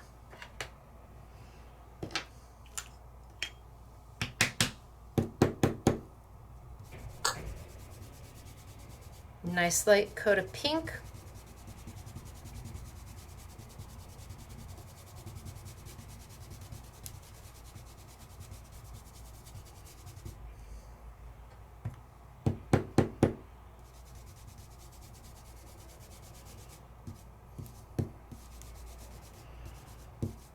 Okay, so everybody's got a nice light little coat going on.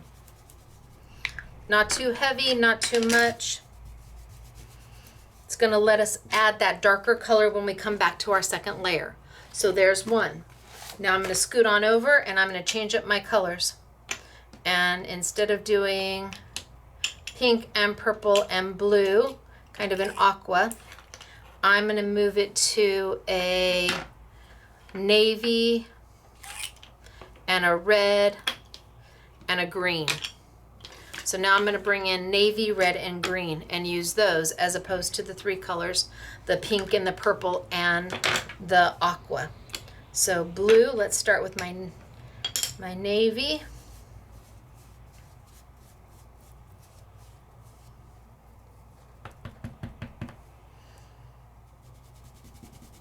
And I want to kind of keep it light, not too dark.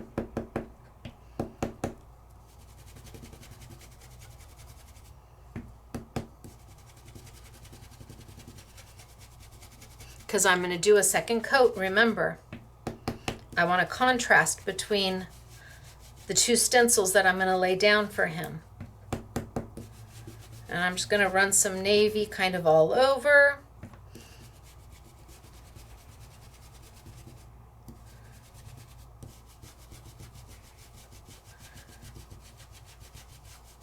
Okay, I think he's a nice light blue. Then let's go into a red.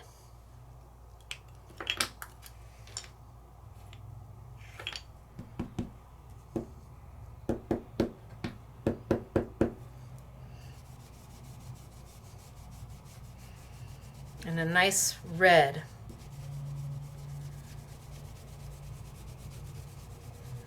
Not too much.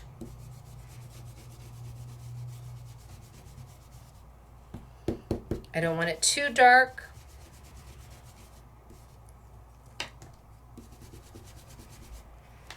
And then let's go into a green. I'm a little nervous about the green, but we're gonna do it. It's only white paper. I've got red, navy, green. Little nervous about the green. If we're gonna make mud, this is where we're gonna make it.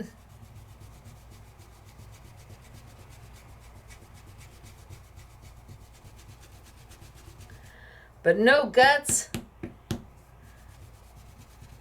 no glory. This is where the non-editing, non-scripted, this is where all that comes into play.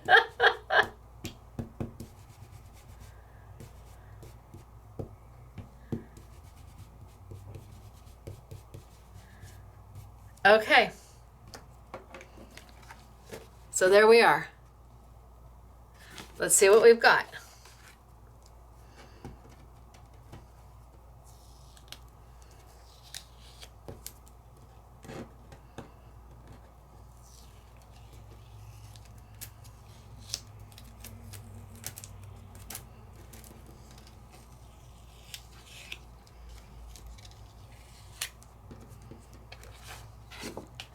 All right, it's a good start so far. Let's go to our next stencil and then we'll bring the other one over and swap out our stencils too.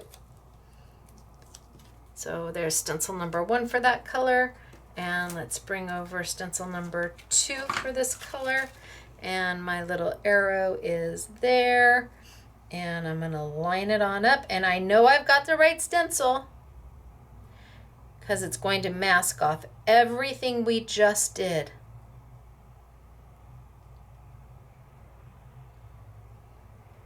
That looks really good. We're going to mask off all the coloring we just did.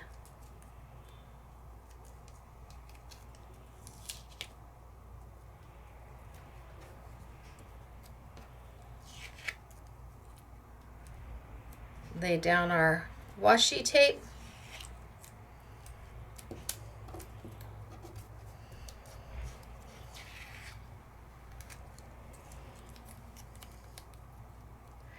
And now you can see no color is coming through. Let the stencils do the work for you. That's what they were designed to do.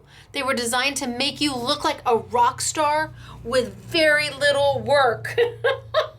And then I'm gonna come back in. I've got my blue. And I'm gonna go much deeper this time because I want that contrast, right? So I'm going to bring that blue in much deeper because I want to see the contrast between that light shade that I did on the first go round versus this one.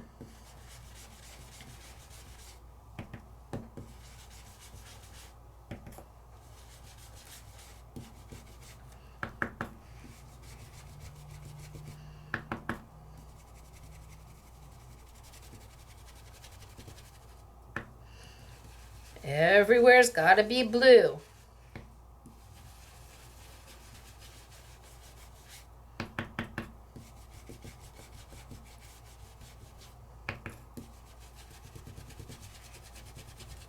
And I'm going to take that blue and I'm going to move it around just like I did before.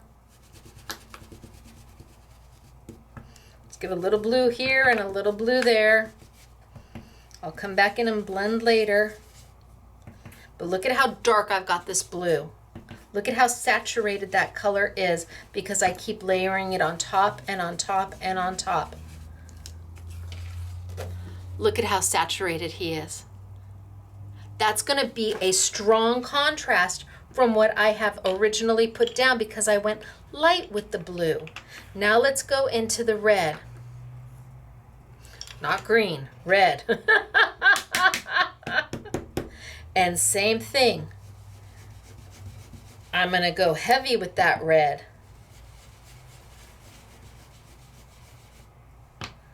And I'm going to rub it in there and I'm going to get that contrast going.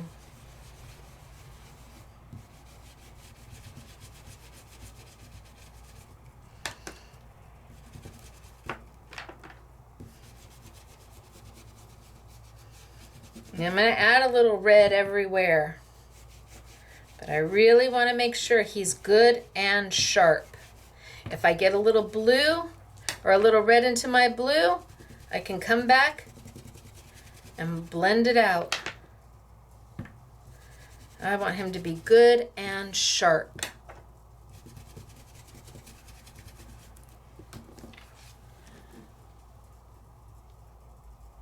And now for my my worry, the green.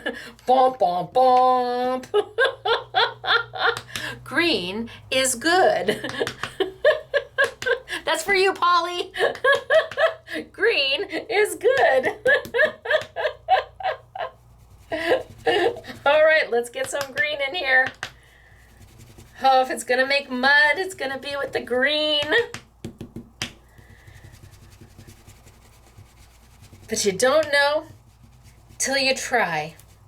And it's only white paper, and you're sitting at your craft room and you're just experimenting and playing. How will you know if you never try?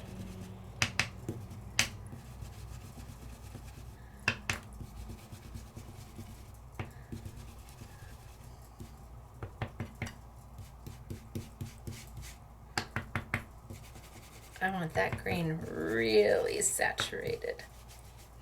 And then let's bring back some of my red and kind of blend in. And maybe a little bit of my green over here to make mud. Mud's a color, right?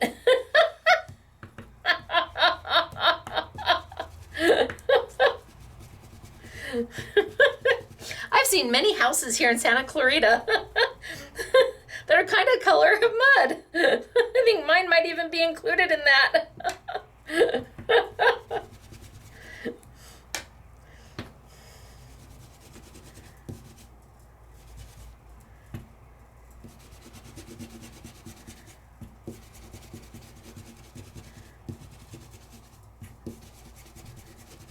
Okay, what do we think?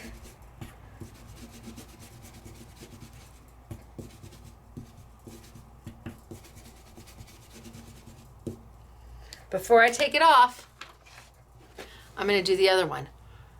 Kind of a hot mess, I know. But let's do this one. So I'm going to put my red and my green and that blue away. And I was using this brush and this brush and this brush for those. And let's trade up our stencil on this one, because can't forget we did this one too, right?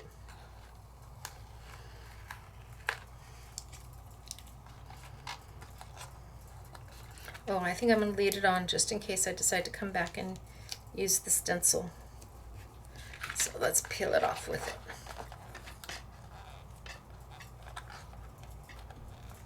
Come on. Get on there, would you? And let's...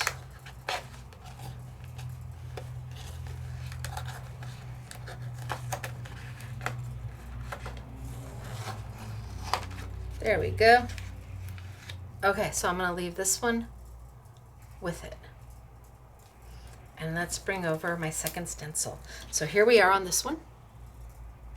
Now let's bring over the second stencil and let's do these colors. And same thing.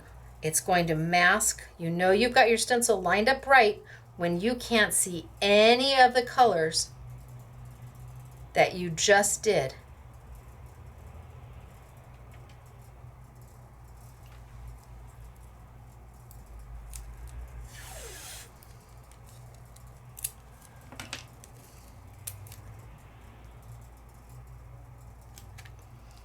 And remember, you don't have to take it this far.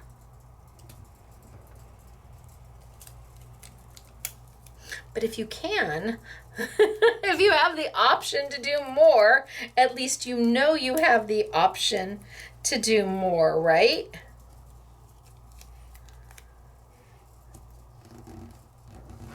Okay, this time I need my pink, my blue, and my purple.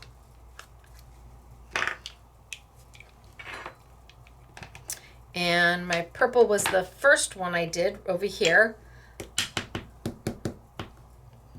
So remember, this time much darker. Much darker. Really regal and royal colors. The more saturated, the more, oh, what did I get in there? It's like a little piece of glitter. The more saturated the color, the more jewel toned it is.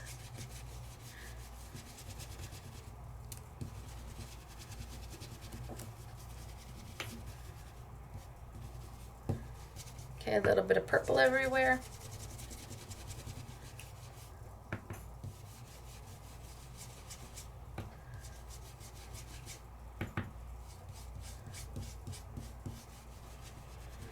All right, purple done. Blue.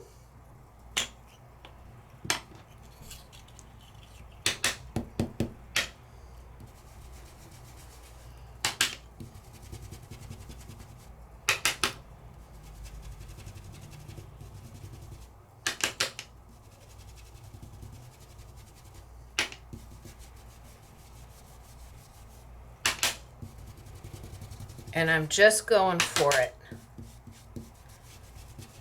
Think long, think wrong. Just let it be. You're talking about white paper.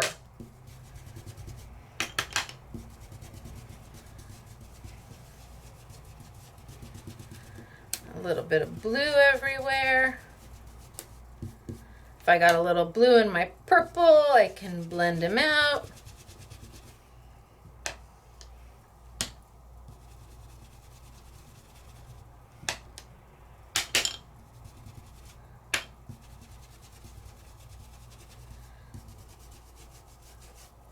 Okay, so here we are. Dark, right? I know. And then let's do pink.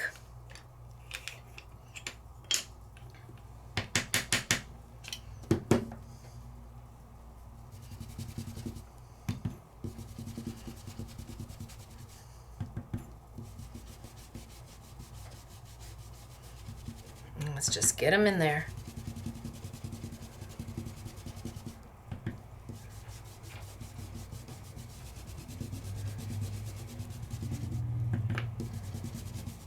I'm wondering if SMS Girl Renee is watching, going, oh!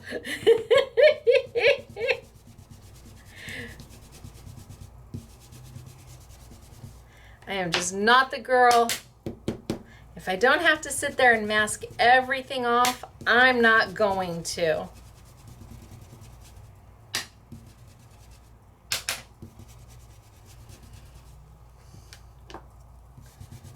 Are we pretty dark, yeah?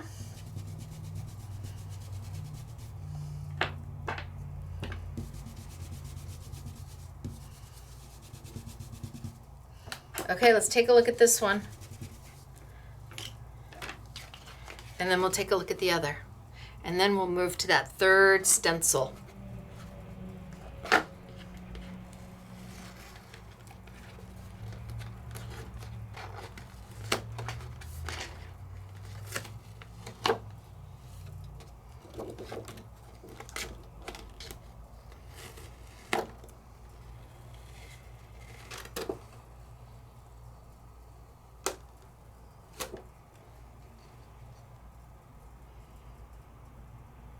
What do you think?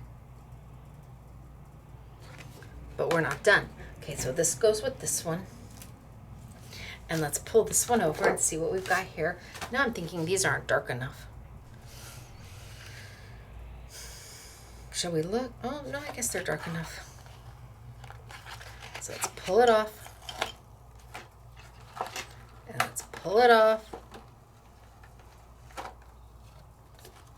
And let's pull it off.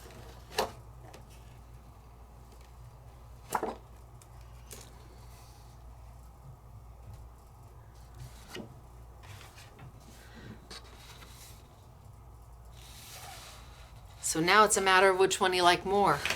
I got big paper here, so I can't show them both at the same time. Okay, let's do this one.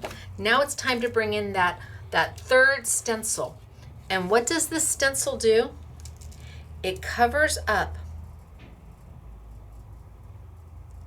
my kings or my wise men.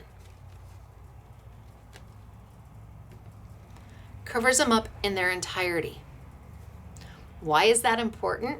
Because we're going to use, if you use the stencil on your own against black paper, I'll show you that.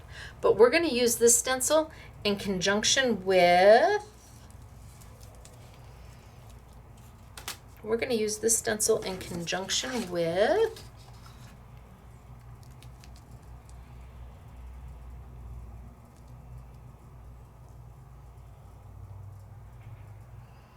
not that one.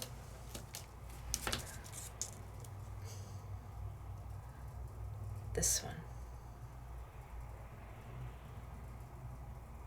So I want to protect those dark rays. See those dark rays? I want to protect them. I don't want to color them at all. So I'm going to put this stencil back down because of course this stencil is what protects those dark rays. Look at, they're covered up. This is what I did the first layer with, the lightest layer of color. See, the lightest layer of color. So this was my stencil number 1, and that's the stencil. It may be sometimes stencil number 2 you use, it may be stencil number 1, but I want these rays to be visible to me. I want to do something more with them. But my wise men are in the way.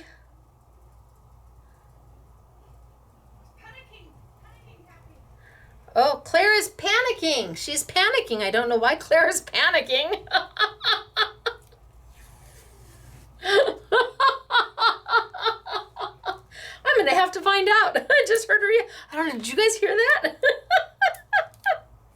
That was kind of funny. Okay. Maybe the last brownie is gone. We had brownies yesterday. Maybe Clara's worried the last brownie is gone. All right, so let me tape it down. And you're like, okay, but we did this already, Stacy. I know.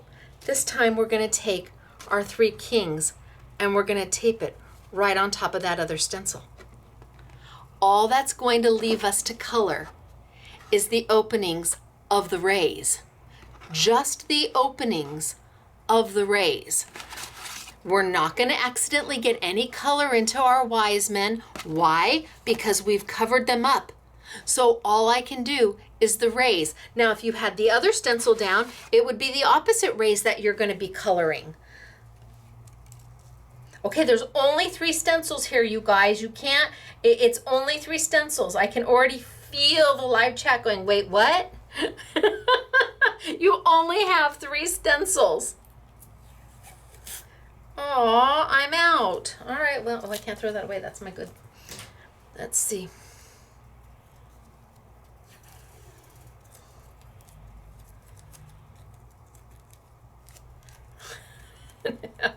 Claire's gonna watch this.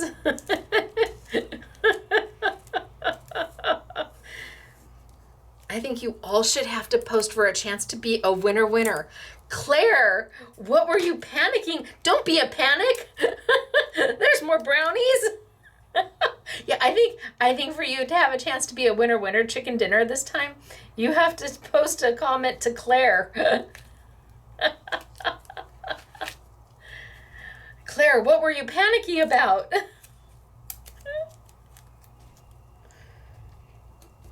She was telling Kathy she was panicked, so. And Kathy's the one who made the brownies. Okay, so I have covered up. I now have 2 stencils down. Not 1, but 2. I have the original stencil that I did, put the light coat on the wise men, and then I've got the masking of the wise men. What that's gonna let me do is just the rays. That's all it's gonna let me do is just the rays. Now this is gonna pop. You're gonna have to hold it every now and then so that you don't get underneath. I mean, I'm trying to keep it from going underneath and getting into my wise men. And this time I think I'm gonna take the silver.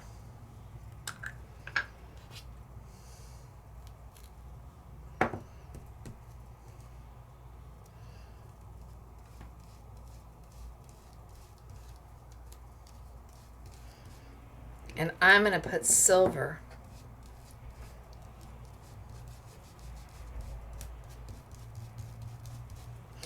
I'm going to go in the way the rays go. So I'm not going to go up and down like this. I'm going to drag it. Oops, see?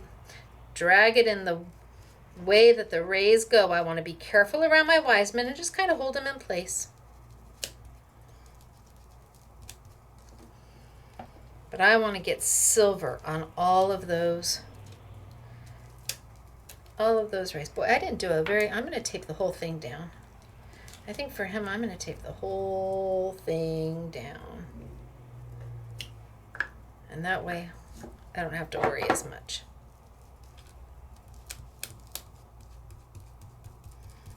I'm just going to bounce it in there.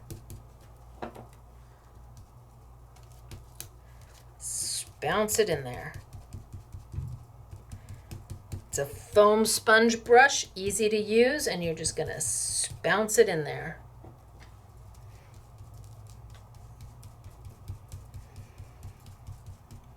And that third stencil is now covering my Wiseman, but allowing me to have silver rays coming down.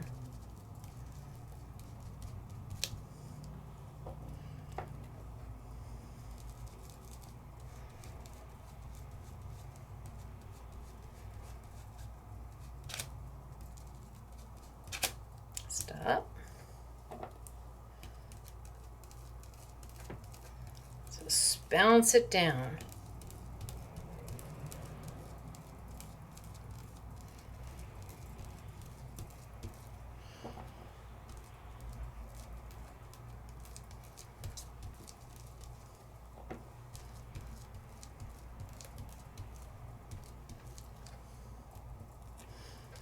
Anywhere there's opening, it's now changing to silver.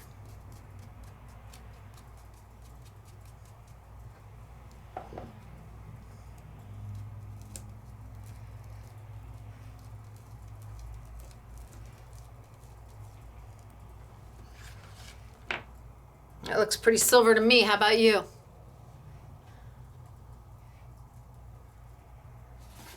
Let's see what it looks like.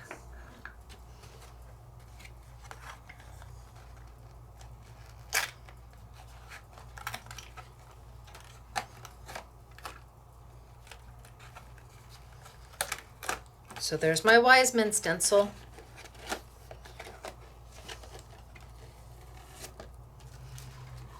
There they are, fully protected.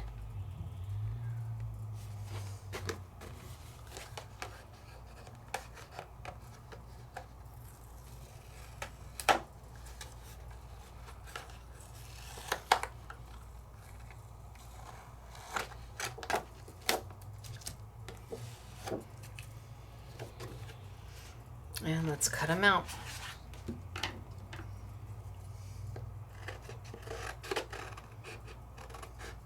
I gotta get that star done.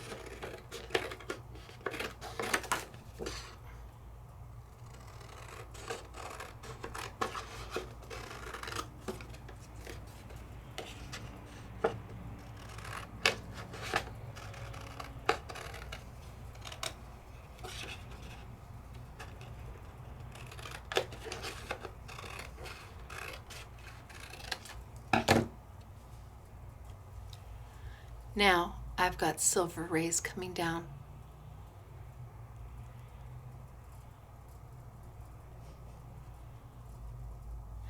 What if I took this one that we did earlier and I do the opposite? So that one, I have the top ray as silver. What if I come back? I shouldn't have cut him out, but I did. Let's tape him down. Let's see if I come back and I do him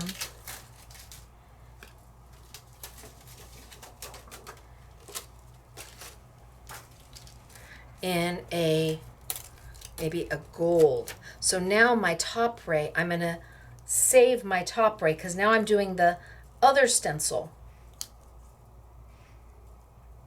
So instead of stencil number 1, like I did last time, this is stencil number 2.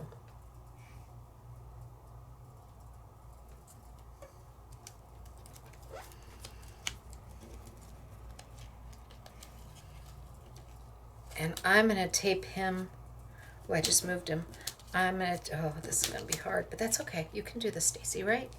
I'm going to tape this top piece down so my stencil doesn't move as I cut him. And then let's tape him. And then I'm going to do that other one over there too. Okay, so this was the original one.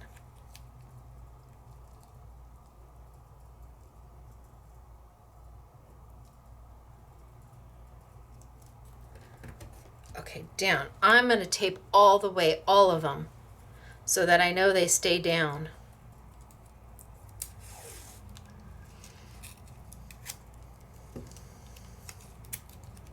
So 1,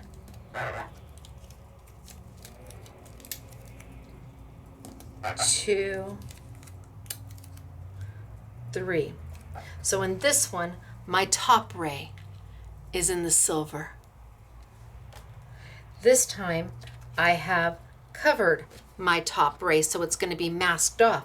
Now let's get my Wise Men stencil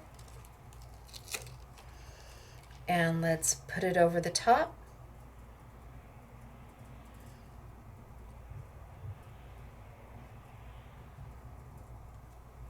Same thing, I'm going to cover all of my little tabs because I just don't want him to move at all. And I broke my... Okay. This can only be so far. It only goes around. So, oh, there it is. I was going to say it only goes around. You can't lose it forever. The roll is only so big. All right, let's get it back through. There we go.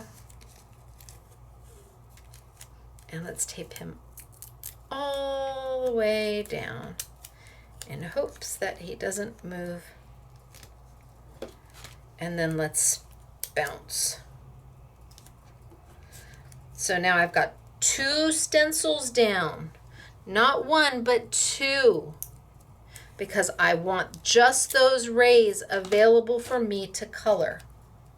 Just the rays, that's all I want them, is just the rays. And let's do it in gold.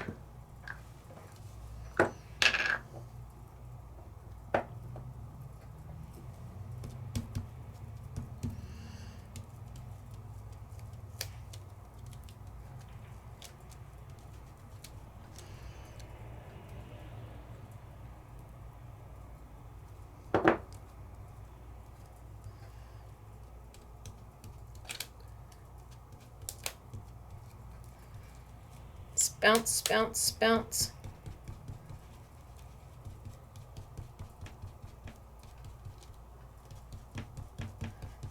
Bounce, bounce, bounce.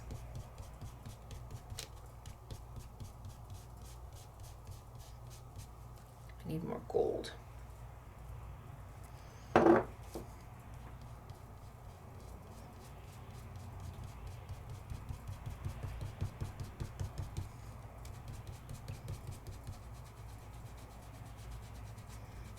So only where the paper is showing, my gold is going to stick.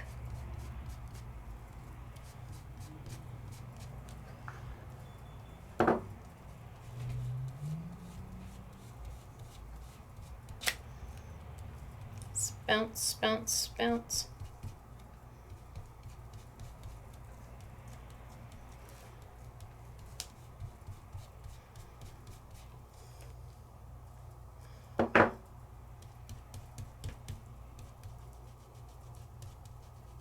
Okay, so we're just about there.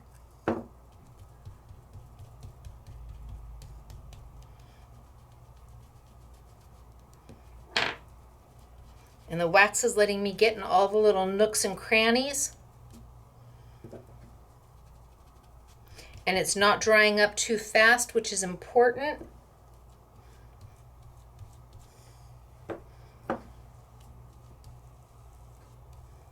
Get right in there. That looks good. Right in there. In that little nook and cranny, that looks good. And right in here in my little nooks and crannies.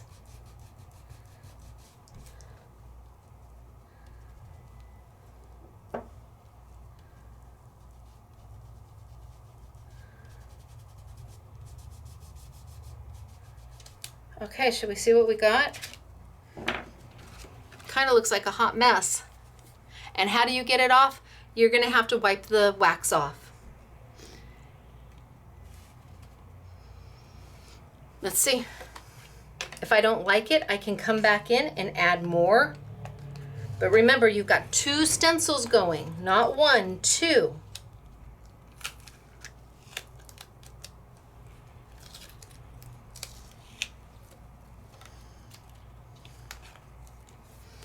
First stencil's down, second stencil.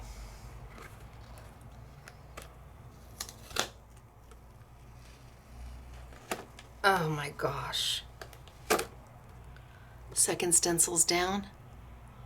Oh, that just makes my heart happy. It does, that's beautiful.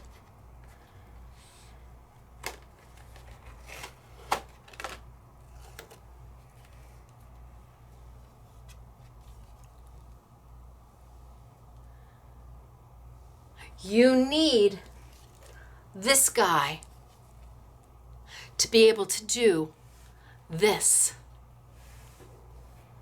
So now I've got one. Ooh, I've got a mess going on. Yay! Now I've got one in the gold.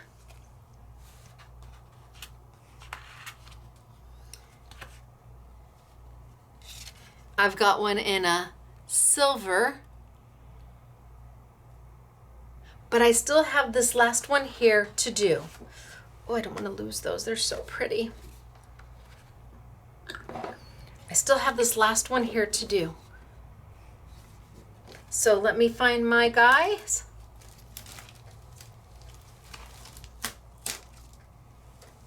Here they are.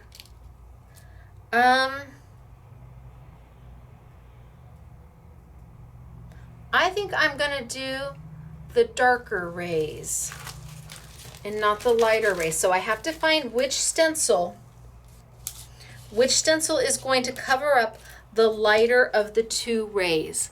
So I want to do the darker. So which stencil is going to cover up the lighter? Not that one.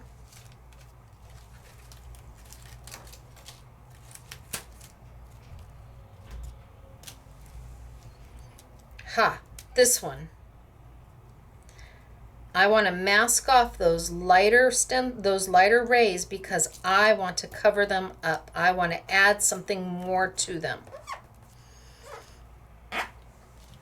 And because I don't want my stencil to move, I'm just going to tape it all down. Now I bring over my 3 wise men. And I lay it right over the top.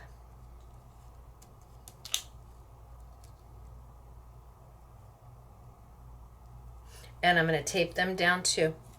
And I'm going to tape all 6 of them. All 6 little tabs. Because I don't want it to move.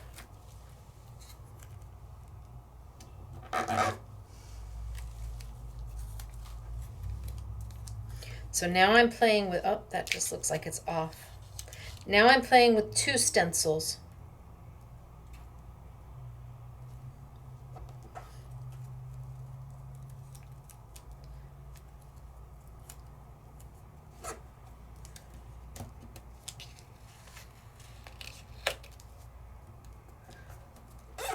And layering them down. So all I get are the rays that I want. I'm covering up everything else that I've done.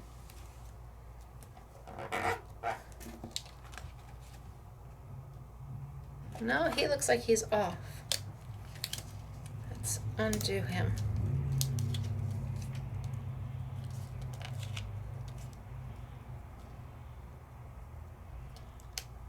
Yeah, he's definitely off.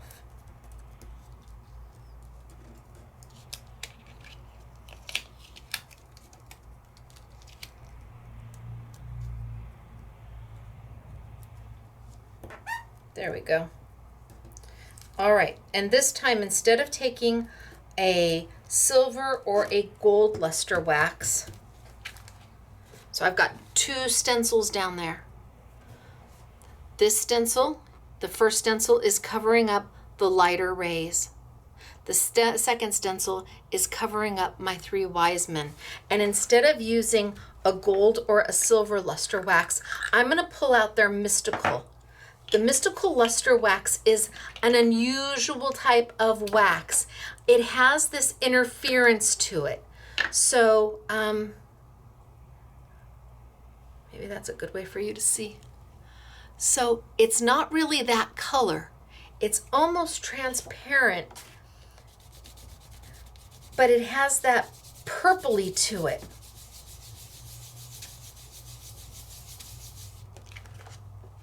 So when you move it, you see the shine. And on white,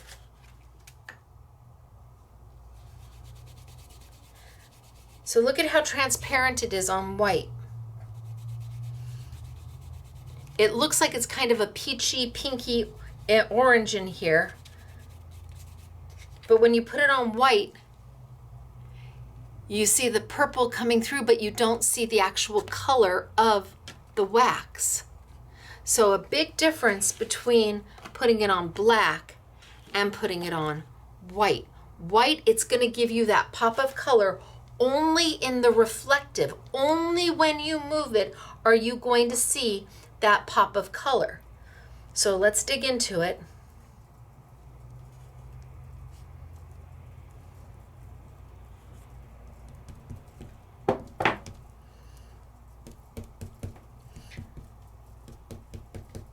And I'm going to put it here. And the only place you're going to see it is when I move my stencil. It's not covering up my colors that are down.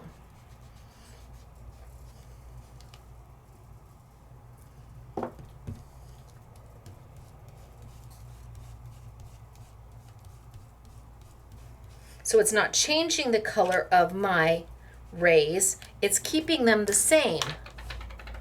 But when I move it, you'll be able to see that iridescence come through. So it gives you a little bit of something without it being too metallic, too in your face. This is a little more subtle way of elevating your projects.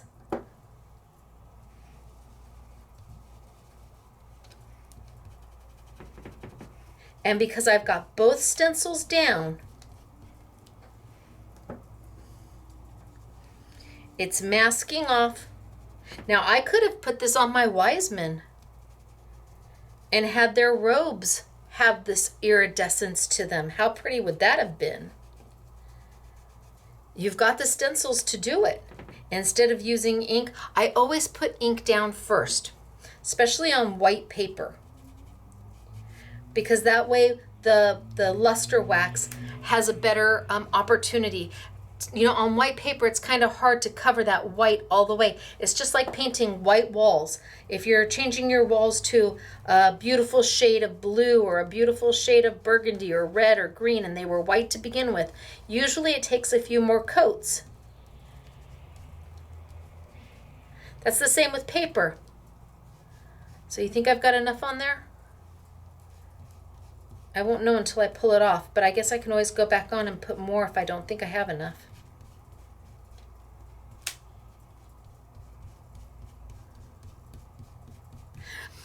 Because it's transparent, Unlike the gold and the silver, I can't actually see what I've got done. The gold and the silver is very instant. You can tell when you're putting it on. Oh yeah, I've added gold. Oh yeah, there's gold there.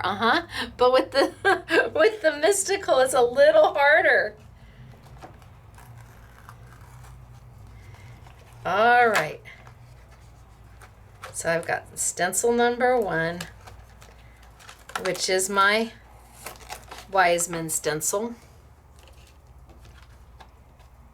Stencil number 2, which is the opposite of what I did with the gold. So the silver. The silver, yeah, the silver. Silver has the top ray being colored, and this one's got the second ray. Okay. So now, well, let's get rid of all the extra stuff we don't care about.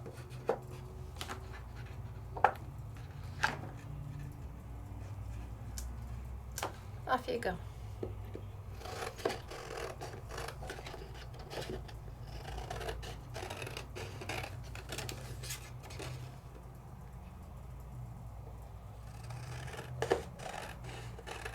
Gosh, their robes would have been beautiful in that mystical. It would have just added a little something as you move the card. As they open the card, it would give you just that little moment of, what is that?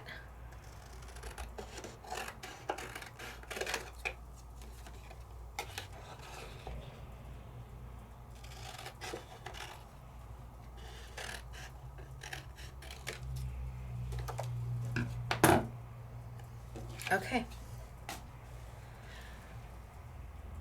So now as I move it, that little pop of purpley color comes through only on the darker rays.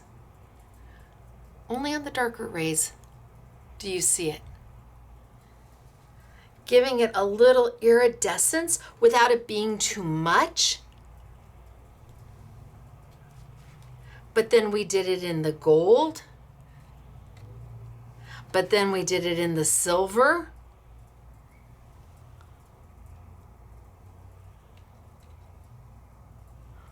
One stencil, million different ways of doing it. And then the last thing,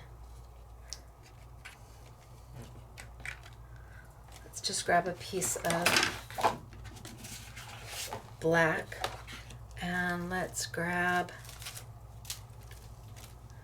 him and let's lay him down.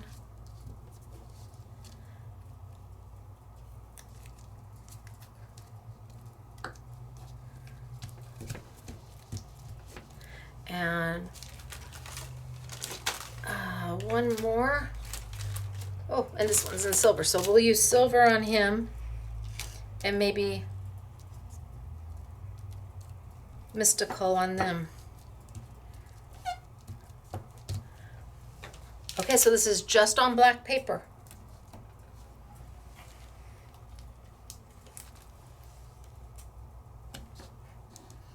And let's grab my silver.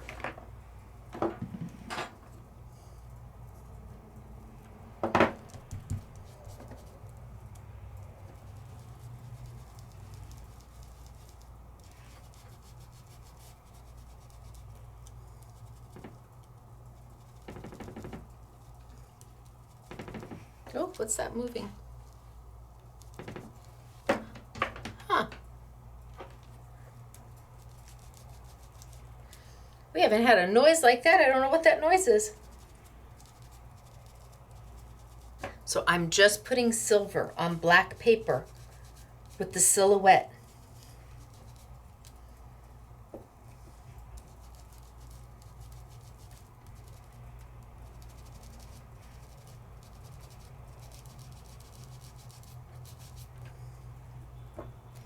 Now you could do this with a pigment-based ink instead of the luster wax. So the Aladdin inks would work doing this.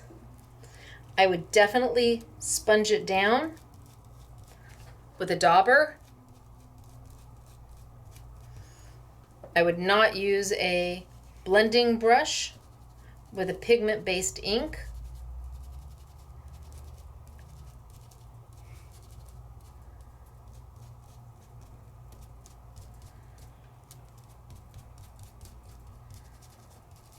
Okay, and then I'm just going to rotate this one, and I'll do him upside down, but I'm going to do them in the iridescence and see what we get.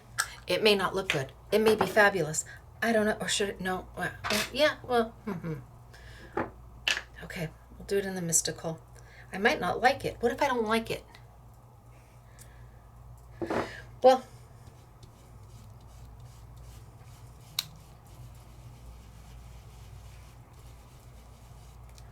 I don't know that I'm going to like it because it's not going to be enough of a contrast. Can you see? How about, okay, stop. Start again. What if we use the copper? Rose gold. Pardon me, Ellison. It's copper. I'm just going to go over that iridescence.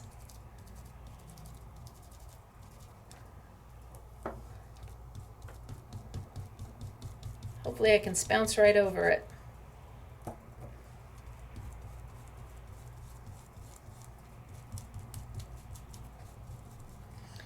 And do a rose gold. So let's get a little down everywhere. And then I'll come back and intensify my color. And this is just on black.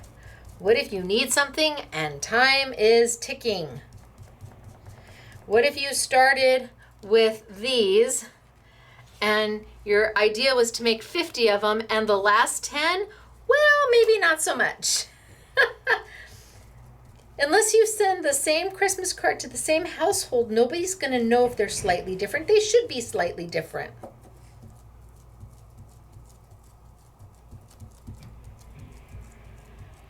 Oh, this is very pretty. I think I'm going to be happier with this than the iridescent.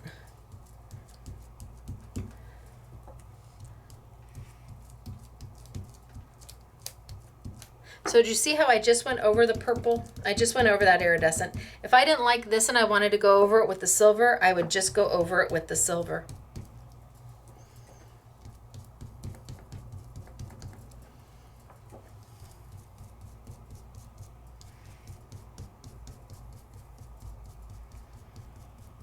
Okay, think about done? We'll see. Worst case scenario, I put it back down and I do it again. Let's cut them in half and let's take it off.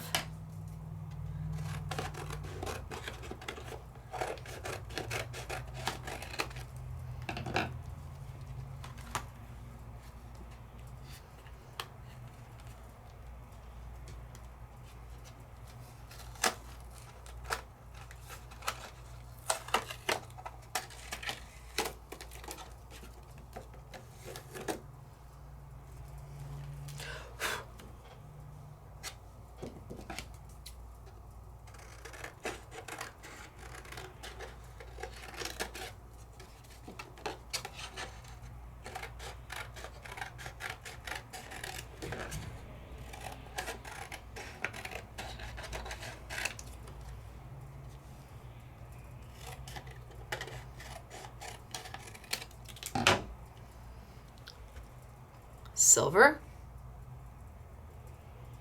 just on black.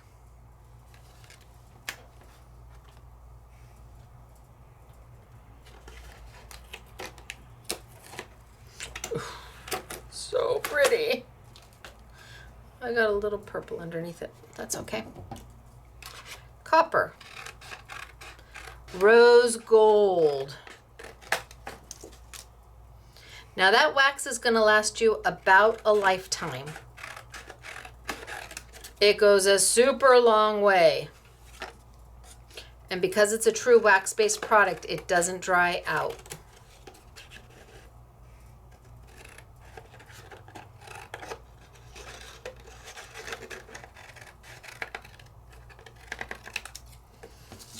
All right.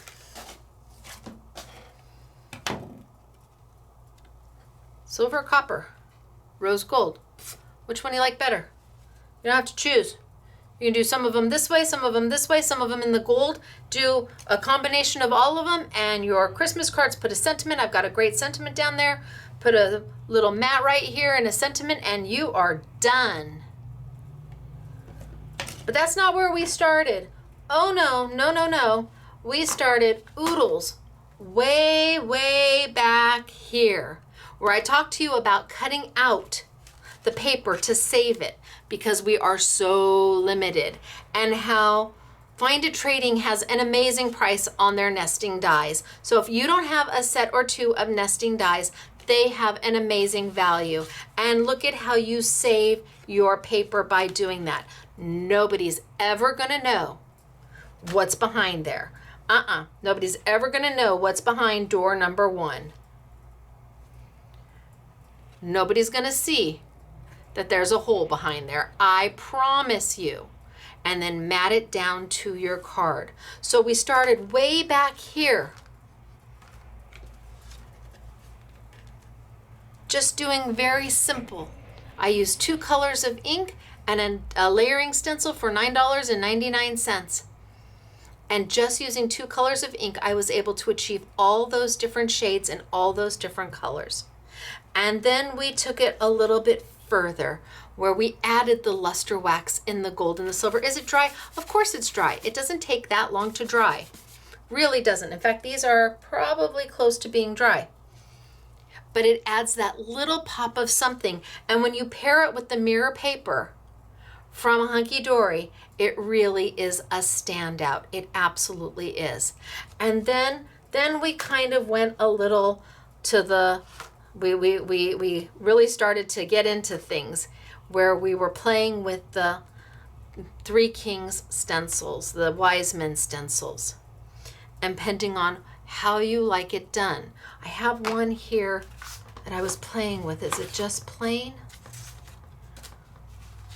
I don't know if I have a plain one anymore. It was so pretty. It was just plain. Oh, I did it. That's what I did. I grabbed my plain one. So pretty. This one's got that purple iridescence, that mystical color coming through. Here you've got the gold luster wax. Here you've got the silver luster wax. But if you didn't want to use luster wax on it at all, you saw I just left them the way they were. I wasn't afraid of the colors. And if you want the silhouette, do the silhouette.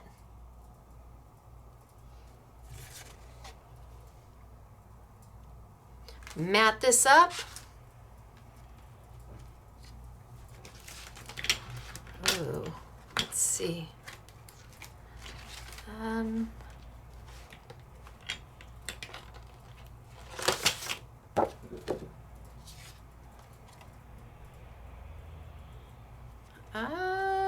don't know about that color.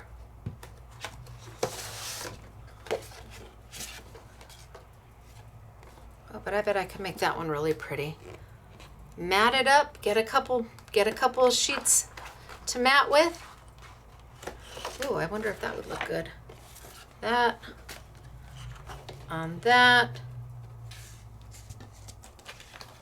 On that. With the sentiment right over here. You've got this. And then cut the centers out to save them for a later date. That way you're not using that beautiful paper and just hiding it from the world.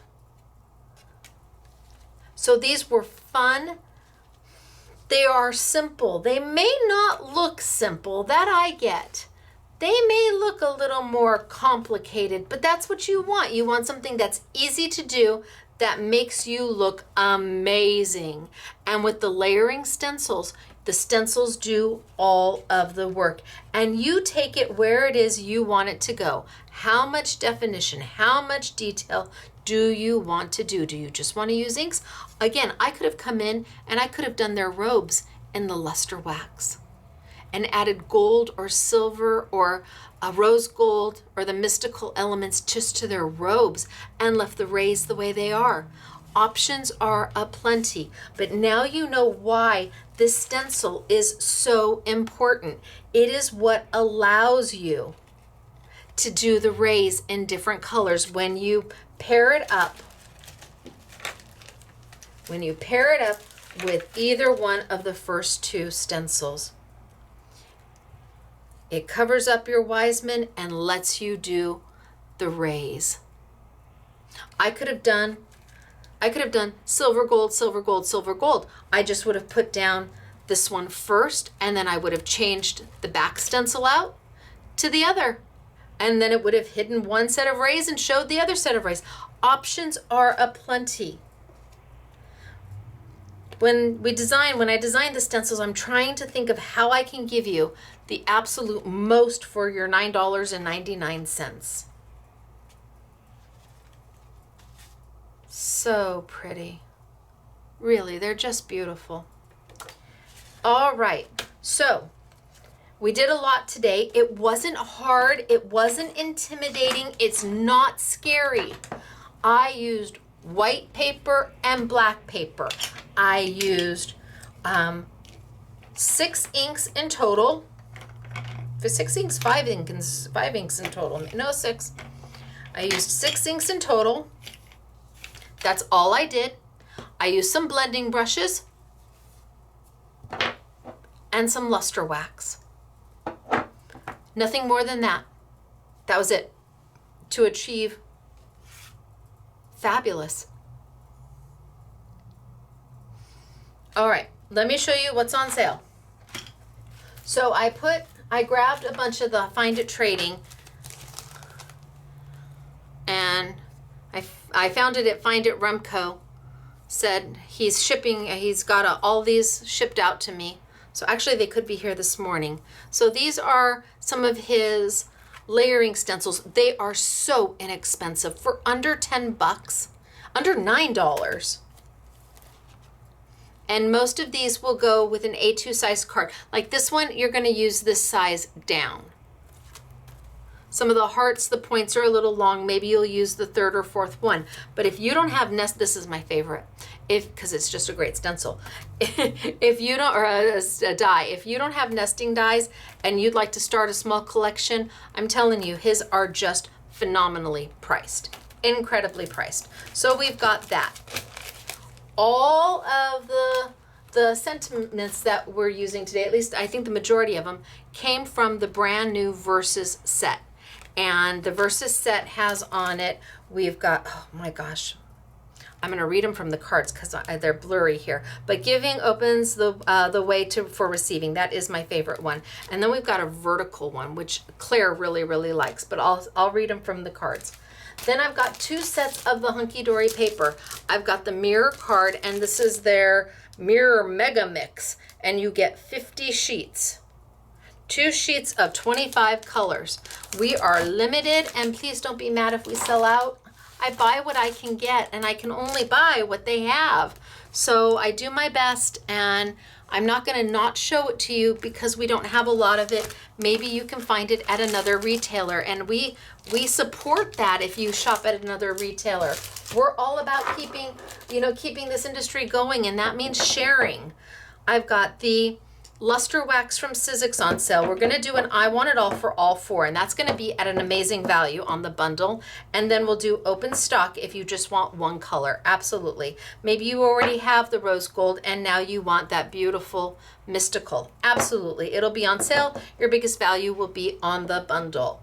We will do the blending brushes, both the large and the medium, because I did use both sizes and there is a difference in the size. All of Ozzy Andrews brushes come with that little cap on it, which makes me happy. I like it that it has a little hat. So those will be on sale. And then, of course, the stencils. So we'll do the I Want It All so that you can get both stencils if you prefer, or if you just want one, we'll have open stock for that as well. So I've got my baubles and my Wiseman. All right, so now let's do samples. Let's show you. So again, the girls used a lot of the mirror paper and the Hunky Dory paper and the sentiments for our samples. Pretty, right? And this one says, giving opens the way for receiving.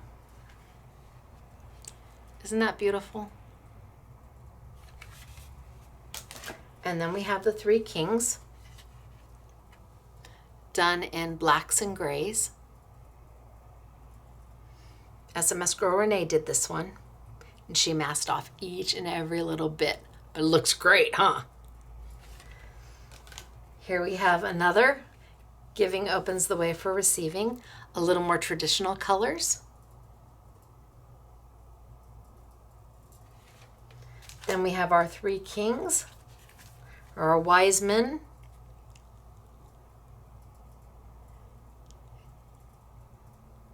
Kept them all in gray and did the beautiful background. Look at how pretty is this. This was fussy cut out. So all the little ornaments are covered up with fussy cut little holly leaves from that stencil. It's that and this are the same. The only difference is all the little holly leaves were cut up to cover up all the little baubles. Pretty rock star, right? I agree. And look at how beautiful is this. With that touch of glitter coming down on the rays. Isn't that gorgeous? You've got the mirror paper in the background. From home to home and heart to heart, from one place to another, the warmth and joy of Christmas brings us closer to each other. That's one of the other sentiments.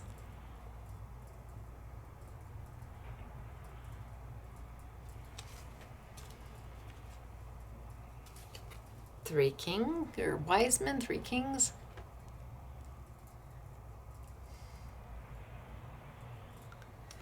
And what a wonderful treasure Christmas sends with the pleasure we get remembering friends.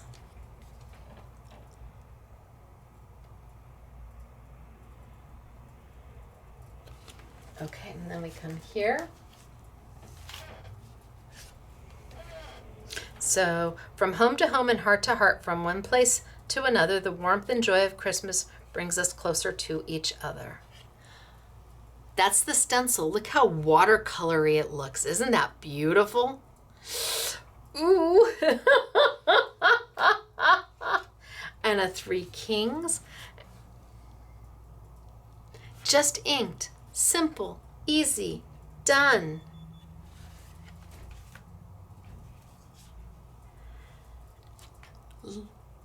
Isn't that beautiful? You can do these. You have options. A million different ways to build them and put them together.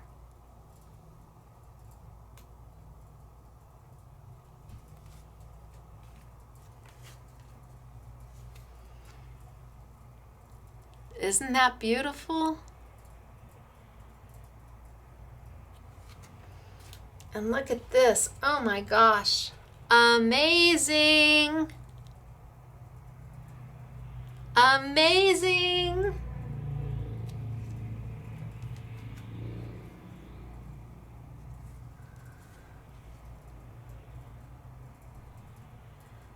All right. So, it wasn't hard.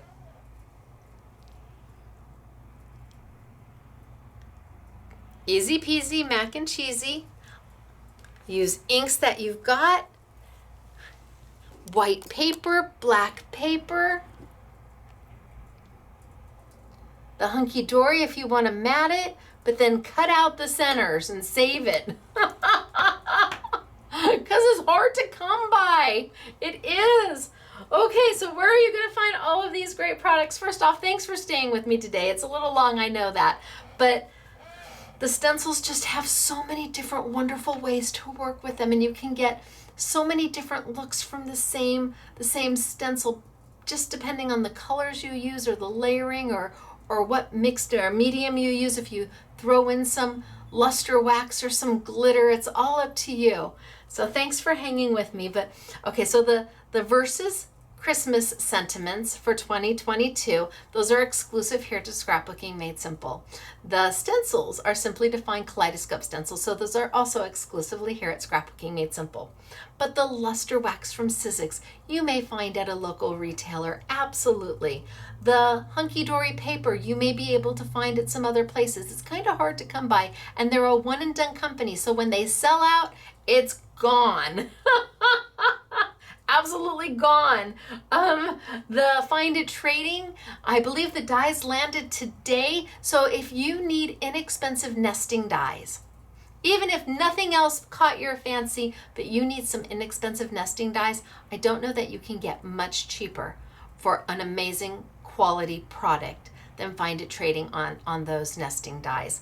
And gosh, well, those you might be only able to find here. They'll be out there in a few places, but definitely the verses in the Simply Define are Scrapbooking Made Simple, scrapbookingmadesimple.com. So it was me, Stacy, Scrapbooking Made Simple, scrapbookingmadesimple.com. I hope you've had a good time today. I hope you like our Christmas stencils for you. I have one more Christmas release from Simply Define, and then that's it for Christmas for us, because I know you want to be making your cards. If you want your order to expedite out to you, please keep it from this category only. Please don't order any other product from any other category and have it paid for at time of checkout, or call us with your payment. We'll need to have that done so we can expedite the orders out. We are pushing through orders as quickly as we possibly can, and I think we're pretty much doing a good job right now. I'd like to pat all the backs of all the SMS peeps, because they're the ones who really pull it together and get it done. They're the ones who carry the weight for sure, absolutely, here at SMS, and it does not go unnoticed or unappreciated. So it is me, Stacy, Scrapbooking Made Simple, scrapbookingmadesimple.com. I will see you next week, and I hope you had a good time today. Bye.